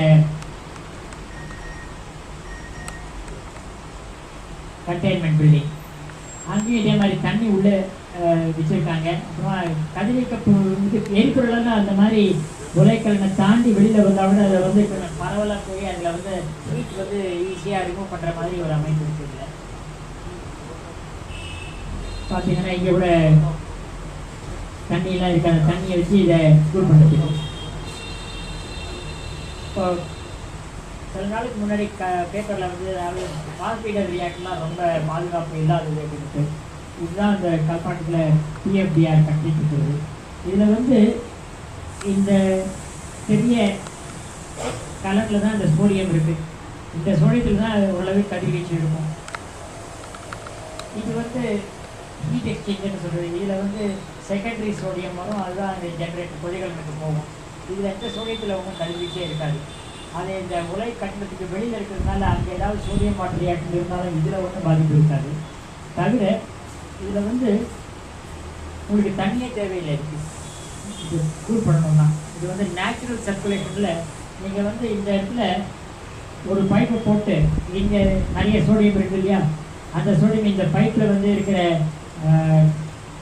ஒரு சோடியம் இல்லாது அது வந்து ஐ திங்க் வேறு ஒரு கூலன்னு நினைக்கிறேன். அந்த கூலண்ட் வந்து சூடாகி மேலே வரும். மேலே வந்துன்னா இங்கே வந்து காற்று மூலமாக அதை கூல் பண்ணுறது. அதனால் இதுக்கு வந்து உங்களுக்கு இது தேவையில்லை, தண்ணி தேவையில்லை. இதுதான் அந்த பிஎஃப்டிஆர் லே அவுட். இதில் வந்து இந்த பிஎஃப்டிஆர் வந்து ஒரு 7 மீட்டர் உசரத்தில் போட்டிருக்கு கடல் மட்டத்தை விட. இப்போ நமக்கு வந்து 6 மீட்டர் வரைக்கும் ஒரு ஸ்ட்ராங் சைக்ளோனோ சுனாமியோ வந்ததுன்னா வரும் அப்படிங்கிற ஒரு எதிர்பார்ப்பில் இது 7 மீட்டரில் போட்டிருக்கு. இதுதான் அந்த அமெரிக்காவில் நடந்த விபத்துன்னு சொன்னேன்னா இதில் வந்து என்ன ஆச்சுன்னு கேட்டால் இதுதான் உரைக்கலன். இதில் வந்து ஒரு வால்வ் ஒன்று உண்டு. அந்த வால்வ் வந்து இது மூடிஇருந்தால் ப்ரெஷர் அதிகமாச்சுன்னா அந்த வால்வ் திறந்து கொஞ்சம் ப்ரெஷரை குறைக்கும். அந்த வால்வ் இங்கே மூடலை, ஆனால் கண்ட்ரோல் இருந்தால் அது மூடின மாதிரி அவங்களுக்கு தெரியுது. அதனால் சும்மா இருந்துட்டாங்க. அதனால் தண்ணி நிறைய வந்தது. இங்கே தண்ணி வந்து இங்கே உலைக்குள்ளே ஹைட்ரஜன் உற்பத்தியாகி அந்த ஹைட்ரஜன் இதுக்குள்ளே வந்து இந்த இடத்துல தான் ஹைட்ரஜன் வெடிச்சது. ஆனால் ஒன்றுமே ஆகலை. இந்த கட்டணம் கூட ஒன்றும் பாதிப்பு இருக்குல்ல அது. ஆனால் ஒரு விஷயம் என்னன்னு கேட்டால் எல்லா கதிரியக்க பொருளும் இங்கே உள்ளே தங்கினதுனால அவங்க வந்து இங்கே உள்ளே போகிறதுக்கு 1 வருஷம் ஆச்சு. அப்புறமா தான் அவங்க 1 வருஷத்துக்கு அப்புறமா தான் அங்கே உள்ளே போய் எப்படி இருக்குது அப்படின்னா அந்த படத்தை பார்த்தோன்னே அந்த மாதிரி பண்ண முடியுது. இப்போ செர்னோபில்ல நடந்தது வேறு விஷயம். அது வந்து நிறைய பேர் செர்னோபில் மாதிரி இருக்குமா அப்படின்னு கேட்குறாங்க.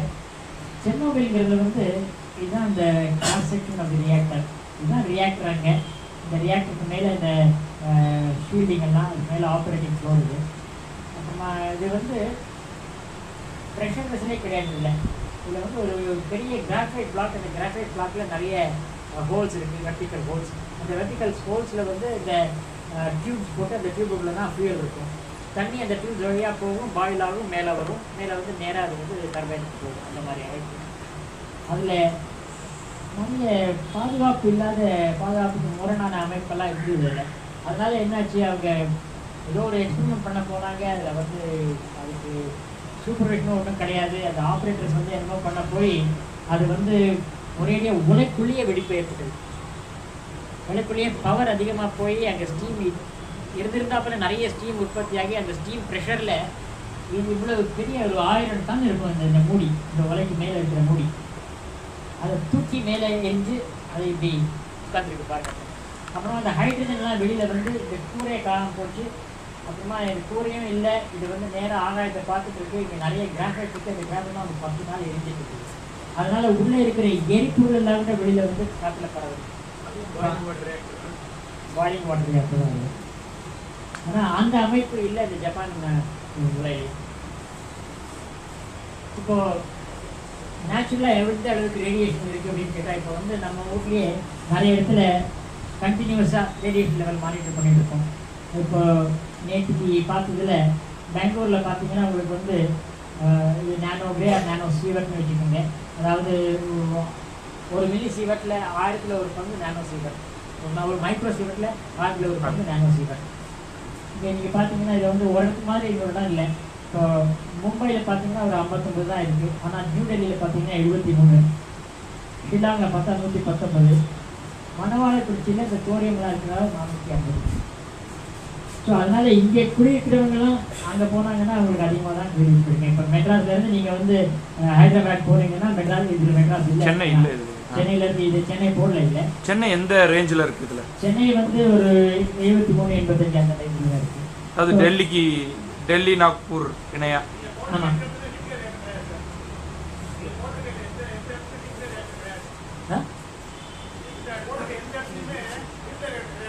இதெல்லாம் நேச்சுரல், இதெல்லாம் நியூக்ளியர் ரியாக்டர்னால இல்லை.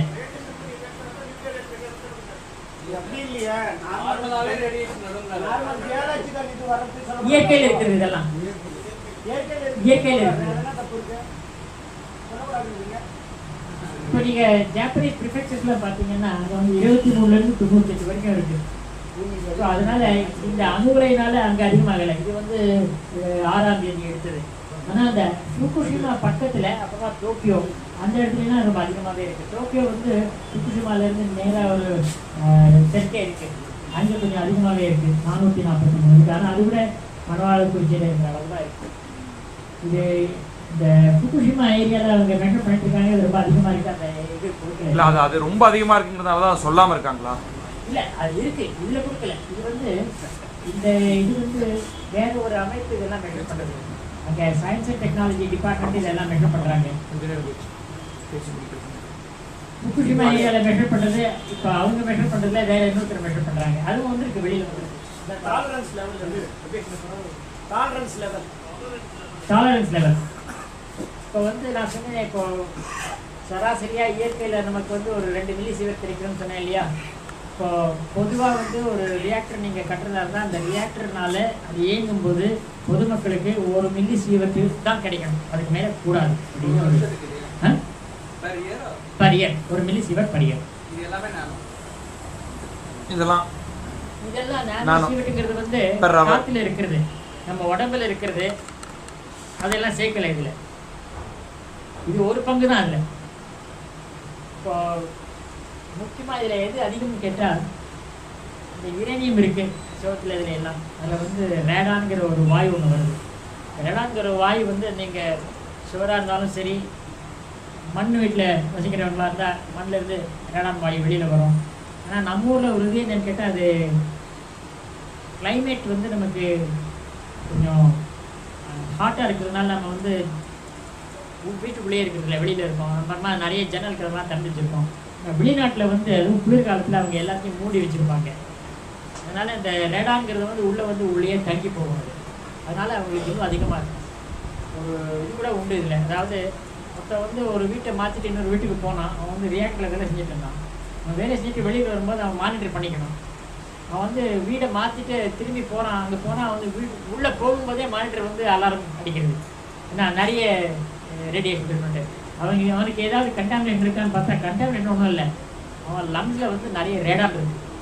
அந்த ரேடான் புது வீட்டில் அவன் போனானே, அந்த புது வீட்டில் நிறைய ரேடான் இருக்குது. இப்போ எங்கே ஒரு வீடு கட்டினாலும் நீங்கள் அமெரிக்காவில் முதல்ல அங்கே எவ்வளோ ரேடான் இருக்குங்கிறத மெஷர் பண்ணி பார்க்கணும். அப்புறமா அது வந்து ஒரு குறிப்பிட்ட அளவுக்கு மேல் இருந்ததுன்னா நீங்கள் ஏதாவது ஒரு ஏற்பாடு பண்ணணும் அதை குறைக்கிறதுக்கு. அந்த மாதிரி அங்கே நம்ம நாட்டில் அது அவ்வளோவா அதிகமாக தேவை இருக்குல்ல.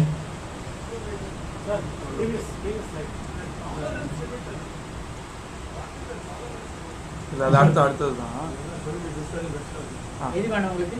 டாலர் சொல்கிறேன், இவர் என்னமோ கேட்டார், அது வேணேன். சார் இந்த டோக்கியோ வந்து 443 போட்டுருக்கு. ஸோ நம்ம மணவாளக்குறிச்சியில் 450 நானோ கிரேட் போட்டிருக்கு.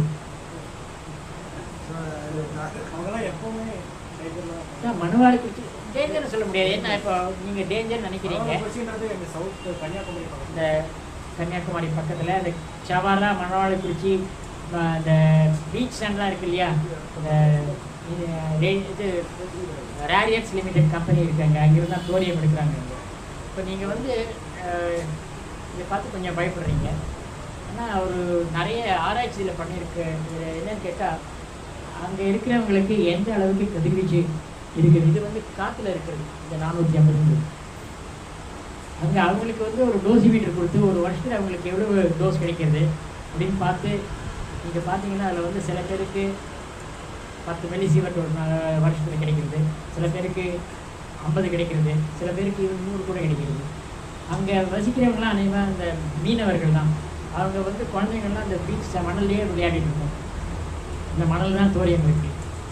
அதனால் என்ன பண்ணாங்கன்னு கேட்டால் அந்த பிறக்கிற குழந்தை அதில் வந்து இந்த கார்பரேட் சாம்பிள் எடுத்து அதில் இந்த கதிர்வீச்சினால் ஏதாவது மரபணுவில் மாற்றம் இருக்கா அப்படின்னு பார்த்தா அது வேறு இடத்துல இருக்கிறவங்களுக்கும் அங்கே இருக்கிறவங்களுக்கும் வித்தியாசம் ஜாஸ்தி இல்லை. ஸ்டாட்டிஸ்டிக்கல் வேரியேஷன் தான் இருக்கிறதே, வித்தியாசம் ஜாஸ்தி இல்லை.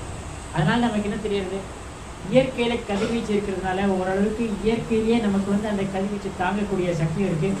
இப்போ அந்த கதிர்வீச்சினால் என்ன மாற்றம் ஏற்படுறதோ அதை ரிப்பேர் பண்ணுறதுக்கு இயற்கையில் இருக்குது. அந்த ரிப்பேர் பண்ணுறதும் மீறி போச்சுன்னா தான் உங்களுக்கு வந்து அந்த நியூட்ரிஷன்லாம் பாதிப்பு ஏற்படும். ரொம்ப கேட்டால் டாலரன்ஸ். நீங்கள் டாலரன்ஸ்னு சொன்னீங்கன்னா ஒரு அரை சீவர்ட் கிடைச்சதுன்னா குவிக்காக ஒரு குறிப்பிட்ட குறுகிய காலத்தில் அரை சீவர்ட் கிடைச்சதுன்னா உங்களுக்கு வந்து இமீடியட்டாக உங்களுக்கு தெரியும் கிளினிக்கல் சிம்டம்ஸ் இருக்கும்.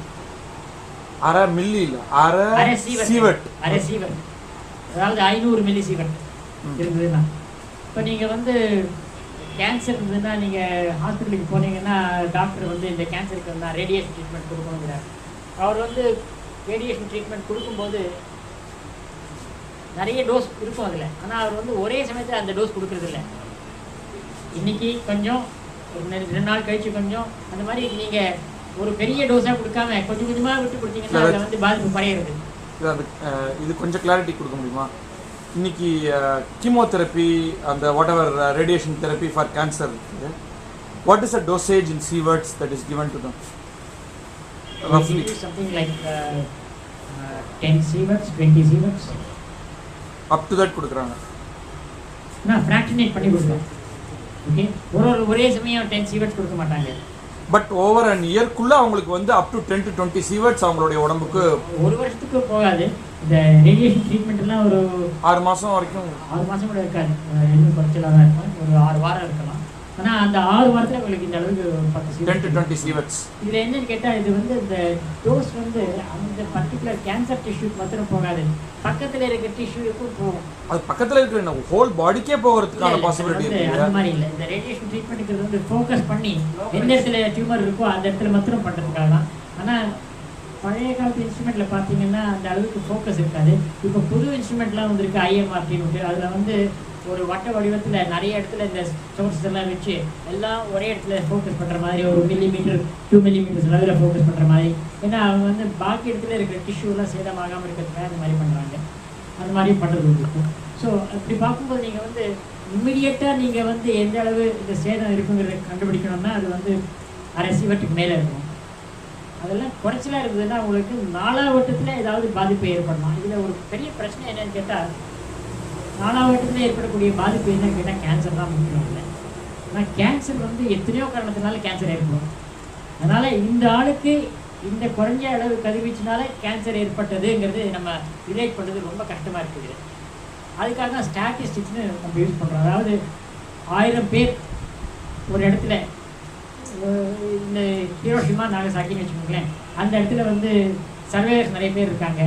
அவங்களுக்கு வந்து எந்த அளவுக்கு கதிர்வீச்சு இருந்தது. ஆனால் அப்போ வந்து கதிர்வீச்சு மானியெல்லாம் ஒன்றும் கிடையாது.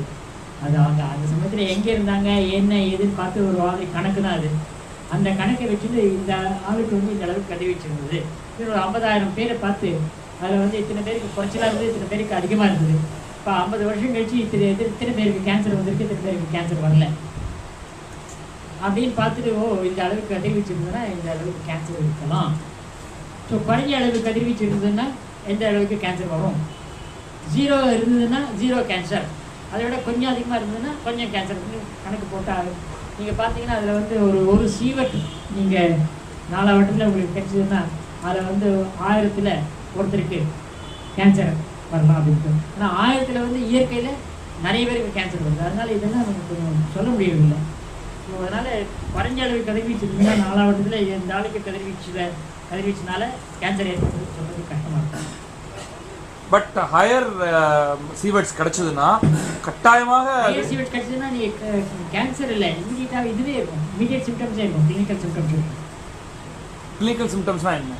கிளினிக்கல் சிம்டம்ஸ்னால் உங்களுக்கு வந்து பிளட் பிக்சர் சேஞ்ச் ஆகும்.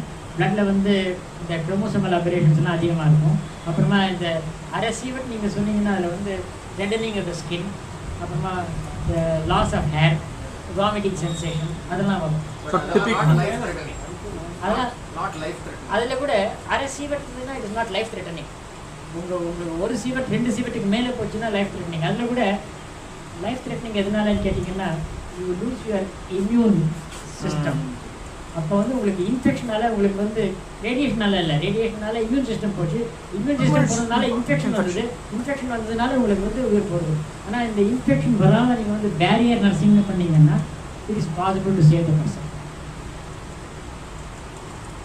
The person may have a higher risk of cancer later in life, but he will not have any threat to his life immediately because of the higher radiation. So, அந்த 2-3 சீவட்டுக்கு மேலே போச்சுன்னா உங்களுக்கு வந்து it's a gastrointestinal system that is affected. 2-3 சீவட்டில் இந்த blood picture changes, hematopoietic system சொல்லுவாங்க, அதாவது bone marrow where the blood is produced, that is affected.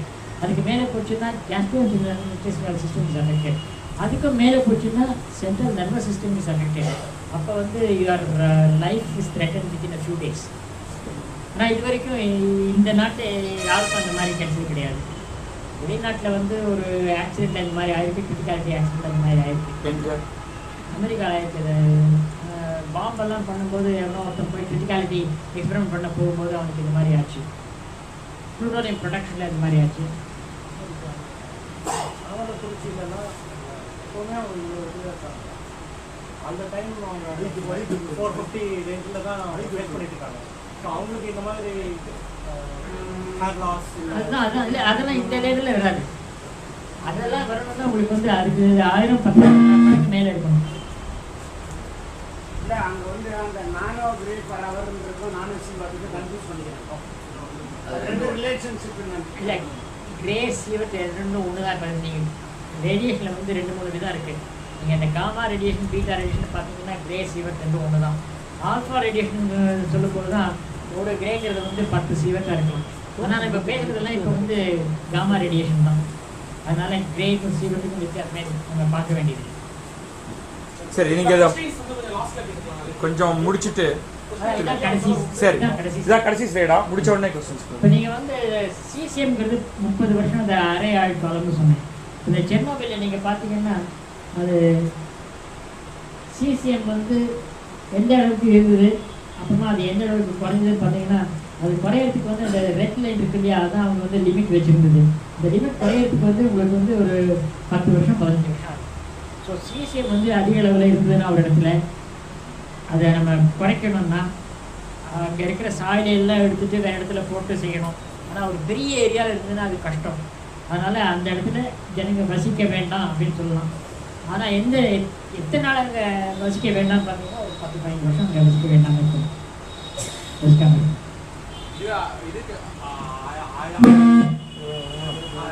அயோடினுக்கு வந்து half life is only half a day. 8 days. 8 days. முடிச்சாச்சு. சரி, 1 second. கேள்விகளுக்கு என்ன பண்ணலாம்? நீங்கள் இந்த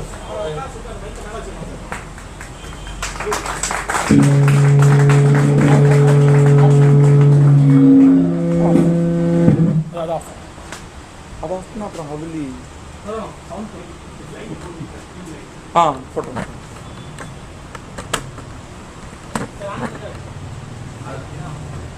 switch that on.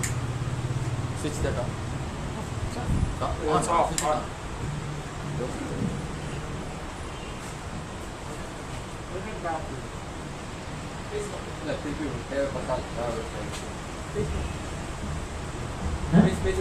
பேசலாமா? சரி, கேள்விகள். கேள்விகள்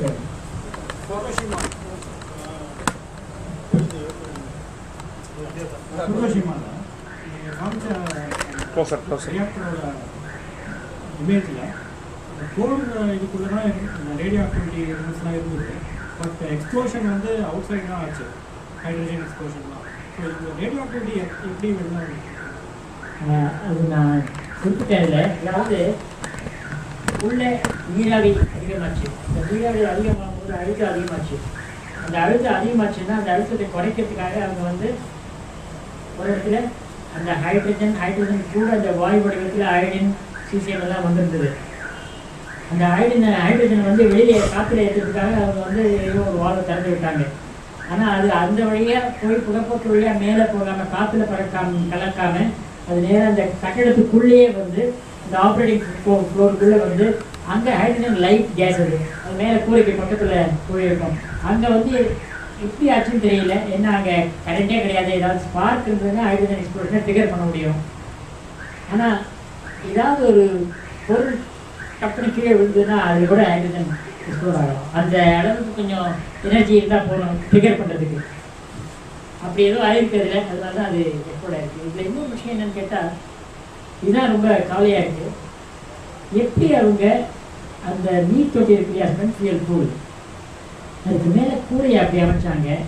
இந்த கூரையில் வந்து மேலே ஒவ்வொரு ட்ராவலிங் ட்ரெயின் இருக்குது. அந்த மாதிரி எக்ஸ்ப்ளோர் ஆச்சுன்னா ஒன்று நீர் தொட்டி வந்து ஆகாயத்தை பார்த்துட்டு இருக்கோம். இன்னொன்று மேலே ஏதாவது போச்சுன்னா அந்த ட்ரெயின் எல்லாம் சொன்னேனே இந்த மாதிரி எத்தனையோ பொருளெல்லாம் மேலே போச்சுன்னா அதெல்லாம் தொப்புன்னு நீர் தொட்டிக்குள்ளே விழுந்ததுன்னா அங்கே நீங்கள் எரிபொருள்லாம் வச்சுருக்கீங்க இல்லையா, அது மேலே விழுந்து அது நசுங்கி அது மூலமாக உங்களுக்கு நிறைய பாதிப்பு ஏற்படும். அது மூலமாக நிறைய கதிரியக்க பொருளெல்லாம் உள்ளேருந்து வெளியில் வரும். அவங்க எப்படி இந்த மாதிரி ஒரு கூரை அமைச்சாங்கன்னே புரியல. சார் அதில் ஒரு follow go ahead. Two questions. One is related to the design of Japan. அந்த ஸ்கீம் வெளியில் வரலன்னு அந்த ஸ்கீம்லேயும் இருக்குமா ரேடியோ ஆக்டிவிட்டி? நல்ல கேள்வி. அது ஸ்டீமில் வந்து அதிகமாக ரேடியோ ஆக்டிவிட்டி இருக்காது. ஏன்னா இந்த எரிபொருள் வந்து சீல் பண்ணியிருக்கிறது அப்படியே இருந்ததுன்னா உள்ளே இருக்கிற கதிரியக்க பொருள் வெளியில் வராது. அந்த தண்ணியில் இருக்கக்கூடியது வந்து ஏதாவது வாயு பொருள் தான். இந்த வாயு பொருள்கள் வந்து ஆக்டிவேஷன் ப்ராடக்ட்ஸ் தான் ஏதாவது இருக்கும். அதில் வந்து நைட்ரஜன் ஆக்டிவேஷன் இருக்கும். அதாவது ஆக்சிஜன் வந்து தண்ணி உள்ளே போச்சுன்னா ஆக்சிஜன் வந்து நைட்ரஜனாக மாறும். நைட்ரஜன் 16 அது கதிரியக்க பொருள். ஆனால் அதுக்கு வந்து 5-6 செகண்ட் தான் அதுக்கு வந்து ஹாஃப் லைஃப். அதனால் அது வந்து இந்த டர்பைனுக்குள்ளே போய் வெளியில் வரதுக்குள்ளே அதில் ஒன்றும் இருக்காது. அதனால் இப்போது அந்த பாயிலிங் வாட்டர் ரியாக்டர்லாம் டர்பைனில் வந்து ஓரளவுக்கு கொஞ்சம் கதிர்வீச்சு அதிகமாக இருக்கும். ஆனால் அது தாங்கக்கூடிய அளவு தான். அது வரம்புக்கு மீறி இல்லை அது. அதனால் பாயிலிங் வாட்டர் ரியாக்டர் சரியாக இயங்கிட்டு இருந்ததுன்னா உள்ளே வந்து எரிபொருள் சீல் பண்ணி அப்படியே இருந்ததுன்னா, ஆனால் ஃபியூயல் ஃபெயிலியர்னு இருந்ததுன்னா உள்ளே இருக்கிற கதிரியக்க பொருள்லாம் வெளியில் வரும். அது இந்த மாதிரி ஆயிடுனா இருந்ததுன்னா ஆயிடும் வெளியில் வர்றதுக்கு வாய்ப்பு இருக்குது. அதனால் என்ன பண்ணுவான்னு கேட்டால் அந்த உள்ளே ஏதாவது கசிவு இருக்கா, கதிரியக்க பொருள் கசிவு இருக்காங்கிறது வந்து அந்த தண்ணி சாம்பிள் எடுத்து பார்த்தா தெரியும். இந்த மாதிரி தண்ணி சாம்பிளில் வந்து இந்த மாதிரி ஆயிடுன்னு இருக்குன்னு தெரிஞ்சு அதை ரியாக்டரை ஷட் டவுன் பண்ணிவிட்டு அந்த எந்த இடத்துல கசிவு ஏற்படுறது அந்த எரிபொருளை எடுத்துட்டு வேற புதுசாக எரிபொருள் போட்டு திரும்பி ரியாக்டரை இயக்கலாம். 2 கொஸ்டின் சொன்னா. இன்னொரு கொஸ்டின் என்ன? This question is again related to the design. The spent rod அது வந்து it keep on accumulating over a period of time. See, if you have a reactor, you take out spent fuel from time to time. Now, if you have a program for reprocessing and recovering plutonium from the spent fuel, you will be transferring the spent fuel to somebody else, a reprocessing plant. Japan வந்து they have had no reprocessing plant, but they have sent the spent fuel to England and got it reprocessed. But ஆனால் அந்த மாதிரி இங்கிலாந்துக்கு அனுப்புறது ஒரு குறிப்பிட்ட அளவு தான். அது வரைக்கும் நீங்கள் வந்து இங்கே ரியாக்டர்லேயே தான் உங்களுக்கு வந்து ஒரு இடம் இருக்குது. அது தவிர இந்த நீர் தொட்டின்னு சொன்னேன், அதில் வந்து ஒரு குறிப்பிட்ட அளவு தான் நீங்கள் வைக்க முடியும். இந்த ஃபுகுஷிமா சைட்லேயே வேற ஒரு இடத்துல காமன் டேங்க் ஒன்று வச்சு அதில் வந்து இந்த டேங்க்கெல்லாம் ஃபில்லப் ஆச்சுன்னா அந்த டேங்க்கில் கொண்டு போய் வைக்கலாம் அப்படின்ட்டு ஒரு அமைப்பு இருக்குது. அது தவிர இன்னும் பழைய ஸ்பென்ட்ஃபீல்டெல்லாம் அவங்க வந்து தண்ணி தேவையில்லை இருக்குது. ஏன்னா அதில் வந்து இருக்கிற வெப்பம் குறைஞ்சி போச்சு. அது வந்து ஒரு கான்க்ரீட் காஸ்டில் அதை போட்டு அதை அங்கேயே வச்சுருக்காங்க. அந்த மாதிரி இருக்குதுல்ல இந்த ஃபுகுஷிமா சைட்லேயே இந்த மாதிரி இருக்குது. ஒன்று concrete cast spent fuel of very old times they are stored. இன்னொன்று வந்து spent fuel of older version but not so recent, that is put in a spent fuel pool. இன்னொன்று வந்து உலையிலேருந்து எடுத்தது வந்து உலைக்குள்ளேயே இந்த பில்டிங்குள்ளேயே இந்த நீர் தொட்டில் வச்சுருக்குது. இந்த மாதிரி இருக்குது. 50 வருஷம் 100 வருஷம் போகுது. 50 வருஷம் 100 வருஷம் 50 வருஷம் 100 வருஷம் இருக்காது. ஏன்னா அங்கே உலையெல்லாம் கட்ட ஆரம்பிச்சே 50 வருஷம் ஆகலை. அதனால அந்த அளவுக்கு இருக்காது. ஒரு 15-20 வருஷம் இருக்கலாம். இல்லை நார்மல் கோர்ஸ் 50 வருஷம் 100 வருஷம் போகிறதுனால ஒரு ரேடியேஷன் போகுது. இல்லை நீங்கள் வந்து ஒரு 15-20 வருஷத்துக்கு அப்புறமா அதை வந்து கான்க்ரீட் காஸ்ட்டில் வச்சுடலாம்.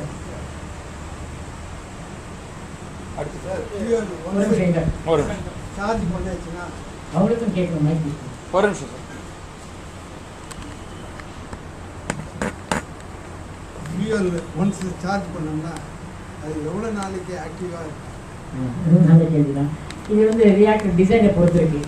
இப்போ நீங்கள் கல்பாட்டில் இருக்கிற அணுகுலையை பார்த்தீங்கன்னா அதில் வந்து ஒரு 8 மாதம் போகலாம்.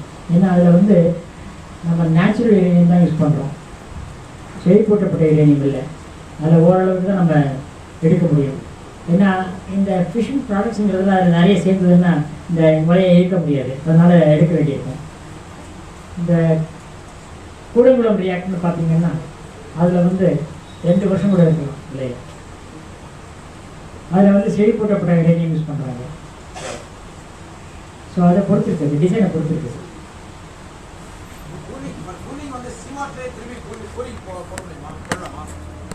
சீ வாட்டர் போடக்கூடாது. சீ வாட்டர் வந்து இவங்க வேறு வழி இல்லாமல் சீ வாட்டரை கொஞ்ச நாள் யூஸ் பண்ணியிருக்காங்க. ஏன்னா அவங்களுக்கு ஒரு பிரச்சனை, இந்த தண்ணி ஏதாவது போட்டு அங்கே உள்ளே வந்து வெப்பத்தை தணிக்கணும்.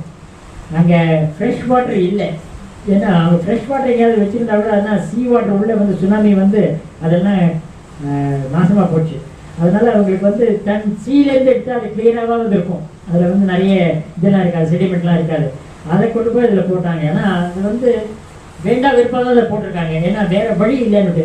இப்போ என்ன பண்ணியிருக்காங்கன்னு கேட்டால் அமெரிக்காவிலேருந்து அந்த ஒரு பெரிய கப்பலில் ஒரு கப்பலையும் 1000க்கு மேலே கியூபிக் மீட்டர் தண்ணி கொண்டு வந்து அந்த தண்ணி தான் இப்போ பாய்ச்சிட்டு இருக்காங்க. ஸோ சீ வாட்டர் போடுறதுங்கிறது வந்து அது நல்ல விஷயமே இல்லை. அது ஏன்னா நிறைய விஷயத்தில் அது பாதிக்கும். அதை ஆக்சுவலி அந்த டைம் வந்து rumour or news actual I don't know. But அப்போ சொல்லிடுறது என்னன்னா சீ வாட்டர் போடுறீங்கன்னா பட் அமெரிக்கா வந்து சீ வாட்டர் ஒத்துக்க மாட்டேங்கிறான். ஸ்கிரிப்ட் வந்து சீ வாட்டர் போட்டால் என்விரான்மெண்ட் ஸ்பாயில் ஆகும். அதனால அது சீ வாட்டர் போட என்விரான்மெண்ட்டை விடுங்க. நீங்கள் வந்து அவங்க உள்ளே இருக்கிற பொருளை நாசமாகும் சீ வாட்டர் போட்டால். அது மாதிரி ஒரு ஏன்னா சீ வாட்டர் போட்டால் இன்னொன்று என்னன்னு கேட்டால் அது ரூமர் தான். நம்ம ரூமர் பற்றி இது பண்ண வேண்டியதில்லை. ஆதாரப்பூர்வமாக சொல்லணும்னா சீ வாட்டர் போட்டால் உங்களுக்கு வந்து அந்த வெப்பத்தை தணிக்கிறதும் உங்களுக்கு வந்து அவ்வளோ எஃபிஷியண்ட்டாக இருக்காது. ஏன்னா சால்ட் அங்கே போய் டெபாசிட் ஆச்சுன்னா உங்களுக்கு வந்து வெப்பத்தை தணிக்கிறதும் குறைஞ்சி போகும். இன்னொரு விஷயம், இந்த ஸ்டெயின்லெஸ் ஸ்டீல் யூஸ் பண்ணுறாங்க. இங்கே ஸ்டெயின்லெஸ் ஸ்டீலுக்கும் சீ வாட்டருக்கும் சம்மந்தமே இருக்கக்கூடாது. இருந்ததுன்னா அதில் வந்து கிராக்ஸ் எல்லாம் வரும். அதனால் இன்னும் நிறைய பிரச்சனைலாம் வரும். வேண்டாம் விருப்பம் தான் செஞ்சுருக்காங்க. ஆனால் எவ்வளோ சீக்கிரம் முடியுமோ அவ்வளோ சீக்கிரம் வெளியிலேருந்து ஃப்ரெஷ் வாட்டர் கொண்டு வந்து இப்போ எல்லாத்துலேயும் ஃப்ரெஷ் வாட்டர் தான் போட்டுருக்காங்க. பின்னாடி நிறைய கேள்வி கேட்க அடிப்படையில் ஆரம்பிக்கிறேன். இவ்வளோ தூரம் எக்ஸ்பிளைன் பண்ணி இவ்வளோ தூரம் ரிஸ்க் எடுத்து இந்த நியூக்ளியர் எனர்ஜி எதுக்கு நமக்கு இவ்வளோ நீங்களே சொல்றீங்க ரேடியேட்டிவ் இருக்கலாம், ஒரு சென்டா பீட்டா சென்டா 0.5 இதெல்லாம் காமன் மேனுக்கு புரியாது. இவ்வளோ ரிஸ்க் இருந்தப்ப இந்த நியூக்ளியர் எனர்ஜி எதுக்கு? அதான் முதல் கேள்வியா? முதல் கேள்வி. சரி, உங்களுக்கு மின்சாரமே தேவையில்லைன்னா உங்களுக்கு நீங்க சொல்லுங்க. இன்னைக்கு இந்தியா தேவை வந்து 1,70,000 மெகாவாட். அந்த nuclear energy produce 4,780 megawatt. At GDP growth of 8 to 10% at 2030, India will require about 6 lakhs to 8 lakhs megawatt. Under the Atomic Energy Commission, AEC, nuclear energy will be giving about only 40,000 megawatt. After Jaitapur UP எல்லாருமே சேர்த்து கூட எல்லாம் சேர்த்து ரஃப்லி about 40,000 megawatt. So ஒரு 5% கூட நம்மளுடைய nuclear energy produce பண்ணாத இருக்கு நியூக்ளியர் எனர்ஜி. ஒன்று.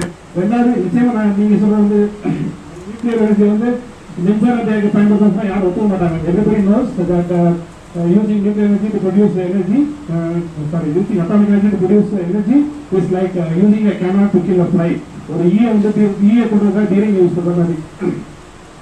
ஆல்டர்னேட்டிவ்ஸ் இருக்கு, நிறைய ஆல்டர்னேட்டிவ்ஸ் இருக்குது, ரெனியூவபிள் எனர்ஜி இருக்கு.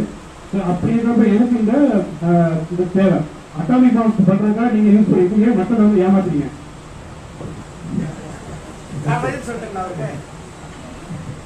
சொல்லுங்க.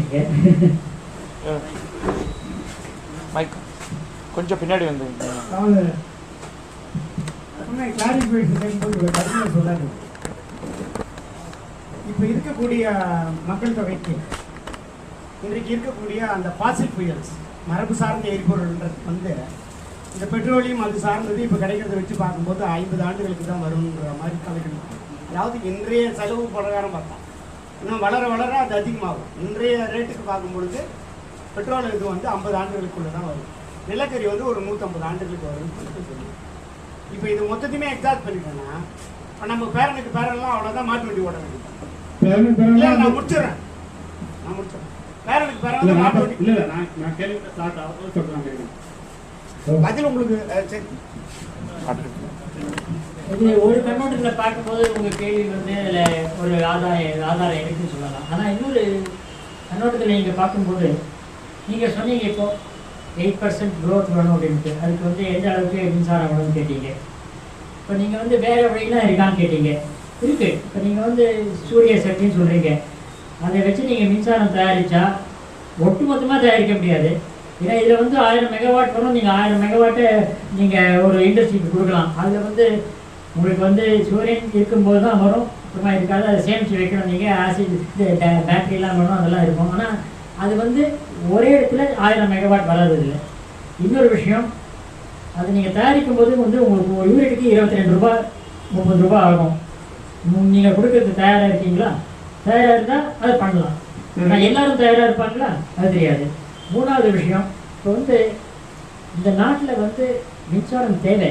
ஆனால் இந்த மின்சாரம் வந்து அணு ஆற்றல் மூலமாக தான் கிடைக்கணுங்கிறது யாரும் சொல்லலை. நம்ம வந்து சூரிய சக்தி, காற்று, நீர்நிலை, நிலக்கரி, அப்புறமா இந்த பயோஃபியல்ஸ், அணுசக்தி எல்லாத்தையுமே தான் நம்ம யூஸ் பண்ணோம். என்ன ஒவ்வொன்றுத்துக்கும் ஒரு அட்வான்டேஜ் இருக்குது. நீங்கள் இப்போ வந்து சூரிய சக்தி எடுத்தீங்கன்னா எங்கேயோ ஒரு இடத்துல வில்லேஜ் இருக்குன்னா அங்கே இருக்க வந்து நீங்கள் இங்கேருந்து நிலக்கரியை எரித்து தண்ணிட்டு மின்சாரம் உற்பத்தி பண்ணி ஒரு பெரிய வயர் அங்கே கொண்டு போய் அங்கே அந்த ஊருக்கு கொடுக்க வேண்டியதில்லை. அங்கே வந்து நீங்கள் சூரிய சக்தி உபயோகப்படுத்திங்கன்னா சரியாக இருக்கும். அந்த பர்டிகுலர் கிராமத்துக்கு அது போகும். நீங்கள் ஒரு பெரிய இண்டஸ்ட்ரின்னா அதுக்கு வந்து 50 மெகாவாட் 60 மெகாவாட் வேணும்னா நீங்கள் அது போகாது. இன்னொரு விஷயம், இந்த நிலக்கரிங்கிறது வந்து நம்ம நாட்டில் இப்போதைக்கு நிலத்தில் தான் இருக்க ஒழிய அதை வெளியில் எடுக்கிறதுக்கு நம்மளால் முடியல. அதனால தான் இப்போ வந்து வெளிநாட்டிலேருந்து நிலக்கரியை நம்ம இறக்குமதி பண்ணிகிட்டு இருக்கோம். இப்போ இந்தோனேசியாவிலேருந்து இறக்குமதி பண்ணிகிட்டு இருக்கோம், ஆஸ்திரேலியாவிலேருந்து இறக்குமதி பண்ணிகிட்டு இருக்கோம். அவங்கள நம்பி இருக்கணுமா நம்ம? அப்போ இறக்குமதி பண்ணோன்னா நிலக்கரி இறக்குமதி பண்ணோன்னா எந்த அளவுக்கு இருக்குது நிலக்கரி இறக்குமதி பண்ணணும்? நீங்கள் வந்து ஒரு மில்லியன் டன் நிலக்கரி இருந்ததுன்னா ஒரு நான் கேட்டது ஸ்ட்ரைட்டான கேள்வி. 1,70,000 மெகாவாட் இன்னைக்கு தேவை, இந்தியா தேவை. அது வந்து ஒரு 4,000 மெகாவாட் 4,750 மெகாவாட் தான் நீங்கள் வருது. 2030 இந்தியாவோட ரெக்யர்மெண்ட் வந்து ரஃப்லி about 6 lakhs to 8 lakh megawatt. At the rate of about 8 to 10% GDP growth. Atomic Energy Commission சொல்லிக்கிற விஷயமே India will be able to produce only about 40,000 megawatt by 2030. So what we are talking about normally not even about 5%. Roughly about 5% of energy is what we are talking about. We have got alternatives like geothermal energy. இந்தியாவோட மொத்த தாலுகா வந்து 3000 தாலுகா. அந்த 3000 தாலுகாவில் 15 20 megawatt தேவைப்படுற தாலுகாவில் வந்து 75% இருக்குது. So நீங்கள் வந்து ப்ரொடக்ஷன் வந்து டீசென்ட்ரலைஸ் பண்ணி டிரான்ஸ்மிஷன் டிஸ்ட்ரிபியூஷன் லாசஸ் 25% இந்தியாவில் இருக்குது. அதெல்லாம் கம்மி பண்ணி ஒவ்வொரு தாலுகாக்கும் சோலார் மூலமாகவோ விண்ட் எனர்ஜி மூலமாகவோ பயோமாஸ் மூலமாகவோ 15 to 20 வாட்ஸ் ப்ரொடியூஸ் பண்ணி அந்தந்த தாலுகாக்களை யூஸ் பண்ணிட்டு தெர்மல் எனர்ஜி மூலமாகவும் ஹைட்ரோ எனர்ஜி மூலமாகவும் ஜியோ தெர்மல் இருக்குது, ஓஷன் கரண்ட் டெக்னாலஜி இருக்குது. இது மூலமாக மாசா தேவைப்படுற கொண்டு வரோம். ஏன்னா இதெல்லாம் வந்து renewable energy which is very safe. It has been proved it is very safe. அது எல்லாத்தையும் விட nuclear waste disposal, can you tell me that there is one fool proof technology available in this world which can guarantee nuclear waste disposal? The more question I have. Okay, நீங்கள் வந்து நிறைய வழி சொன்னீங்க, அதெல்லாம் நல்ல வழி தான், இல்லைன்னு சொல்லலை. ஆனால் எதுவும் இப்போதைக்கு நம்ம உபயோகப்படுத்துகிற மாதிரி இல்லை. அதுலேயும் ஆராய்ச்சி நடந்துட்டுருக்கு. இப்போ வந்து நாட்டில் வந்து அதெல்லாம் நமக்கு தேவையில்லைன்னு யாரும் சொல்லலை. ஆனால் இப்போ அடுத்த 10 வருஷத்தில் 15 வருஷத்தில் உங்களுக்கு 40,000 மெகாவாட் நீங்கள் தயாரிக்கணும்னா உங்களுக்கு வந்து நீங்கள் என்ன சொன்னீங்க இப்போ ஜியோ தெர்மல் சொன்னீங்க, அதில் முடியுமா? சோலார்ல கூட 40,000 முடியாது. ஒன்றுமே வேணாம் சார், தமிழ்நாட்டில் குண்டு பல்பெல்லாம் மாற்றிட்டு சிஎஃப்எல் லேண்ட் போட்டோம்னா 3,000 மெகாவாட் சேவ் பண்ணலாம் சார். ரொம்ப சிம்பிளான விஷயம் சார். அதுவும் செய்யணும், இல்லைன்னு சொல்லல, அது மாத்திரம் போராது. அது செஞ்சா போதும். இவ்வளோ கஷ்டப்பட்டு இவ்வளோ தூரம் கூட்டம் போட்டு மக்களை கன்வின்ஸ் பண்ண அவசியம் நியூக்ளியர் பற்றி. இது ஆக்சுவலா நியூக்ளியர் எனர்ஜி மக்களை கன்வின்ஸ் பண்றதுக்கான கூட்டமே இல்லை. ஜப்பான்ல என்ன நடந்ததுங்கிறத எக்ஸ்பிளைன் பண்றாரு. நான் வந்து இவ்வளவு தூரம் வந்து கஷ்டப்பட்டு ஏன் மக்களை வந்து கன்வின்ஸ் பண்ணி ஏன்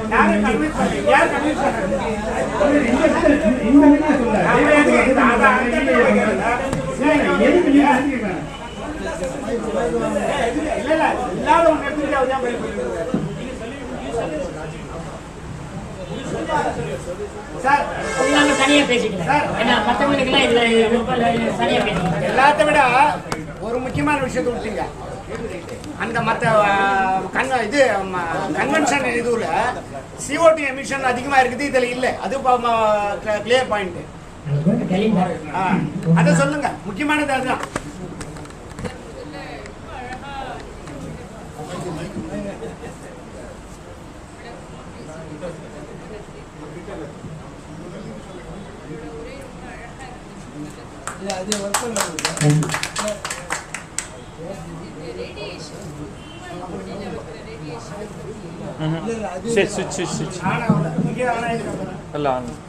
Cancer patients will be as part of the treatment. சர்ஜரிக்கு அப்புறம் கீமோதெரபிக்கு அப்புறம் ரேடியேஷன் கொடுக்குறாங்க. நீங்கள் சொன்னீங்க அந்த ரேடியேஷன் வந்து கொஞ்சம் கொஞ்சமாக கொடுக்குறேன், கரெக்டு சார். அந்த சில சமயம் வந்து செகண்டரி கேன்சர் வருது இல்லையா? ஸோ அப்போ வந்து இந்த ரேடியேஷனுடைய தாக்கம் எப்படிங்க எப்போ தெரிஞ்சுக்கிறது? அது பீரியாடிக்கல் செக்கப்பில் தெரியும்.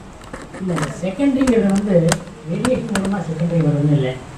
கேன்சருங்கிறதே நீங்கள் சில சமயம் உங்களுக்கு வந்து கேன்சர் எந்த உறுப்பில் இருக்கிறதுங்கிறது முதலே கண்டுபிடிச்சிங்கன்னா உங்களுக்கு வந்து அதை அழிச்சிட்டா அப்புறமா கேன்சர் இருக்காது. ஆனால் அநேகமாக நிறைய பேருக்கு வந்து கேன்சர் இருக்கிறதே கொஞ்சம் லேட்டாக தான் தெரியுது. அந்த லேட்டாக தெரியும் போது அது ஆல்ரெடி ஃபார்ம் செகண்டரிஸ். அந்த செகண்டரிஸ் இருக்கா இல்லையாங்கிறதுக்கு நீங்கள் நியூக்ளியர் மெடிசன் யூஸ் பண்ணி செகண்டரிஸ் இருக்கிறத கண்டுபிடிச்சிக்கலாம். அதாவது F80ங்கிற ஒரு ஐசோடோப் இருக்குது. அந்த ஐசோடோப்பில் ஒரு பர்டிகுலர் மெடிக்கல் மாலிக்யூல் அந்த ஐசோடோப்பை சேர்த்து அதை நம்ம இன்ஜெக்ட் பண்ணிவிட்டு அப்புறமா உடம்புல எந்த இடத்துலலாம் அந்த ஐசோடோப் இருக்குன்னு பார்த்தா அது வந்து நேராக இந்த கேன்சர் இருக்கிற செல்லுலாம் போய் மாட்டிக்கும். அது நம்ம வந்து ஒரு காமா கேமரான்னு சொல்லுவாங்க, அதை வச்சு அதை கண்டுபிடிக்கலாம். கண்டுபிடிக்கும் போது என்ன ஆகுது, main cancer site that is clear. But ஆனால் நிறைய இடத்துல செகண்டரிஸ் இருக்குங்கிறது தெரியுது. இந்த மாதிரி இதை கண்டுபிடிக்கிறதுக்கு யூஸ் பண்ணுறாங்க. ஆனால் தெரப்பிக்கு அது பிரயோஜனம் இல்லை.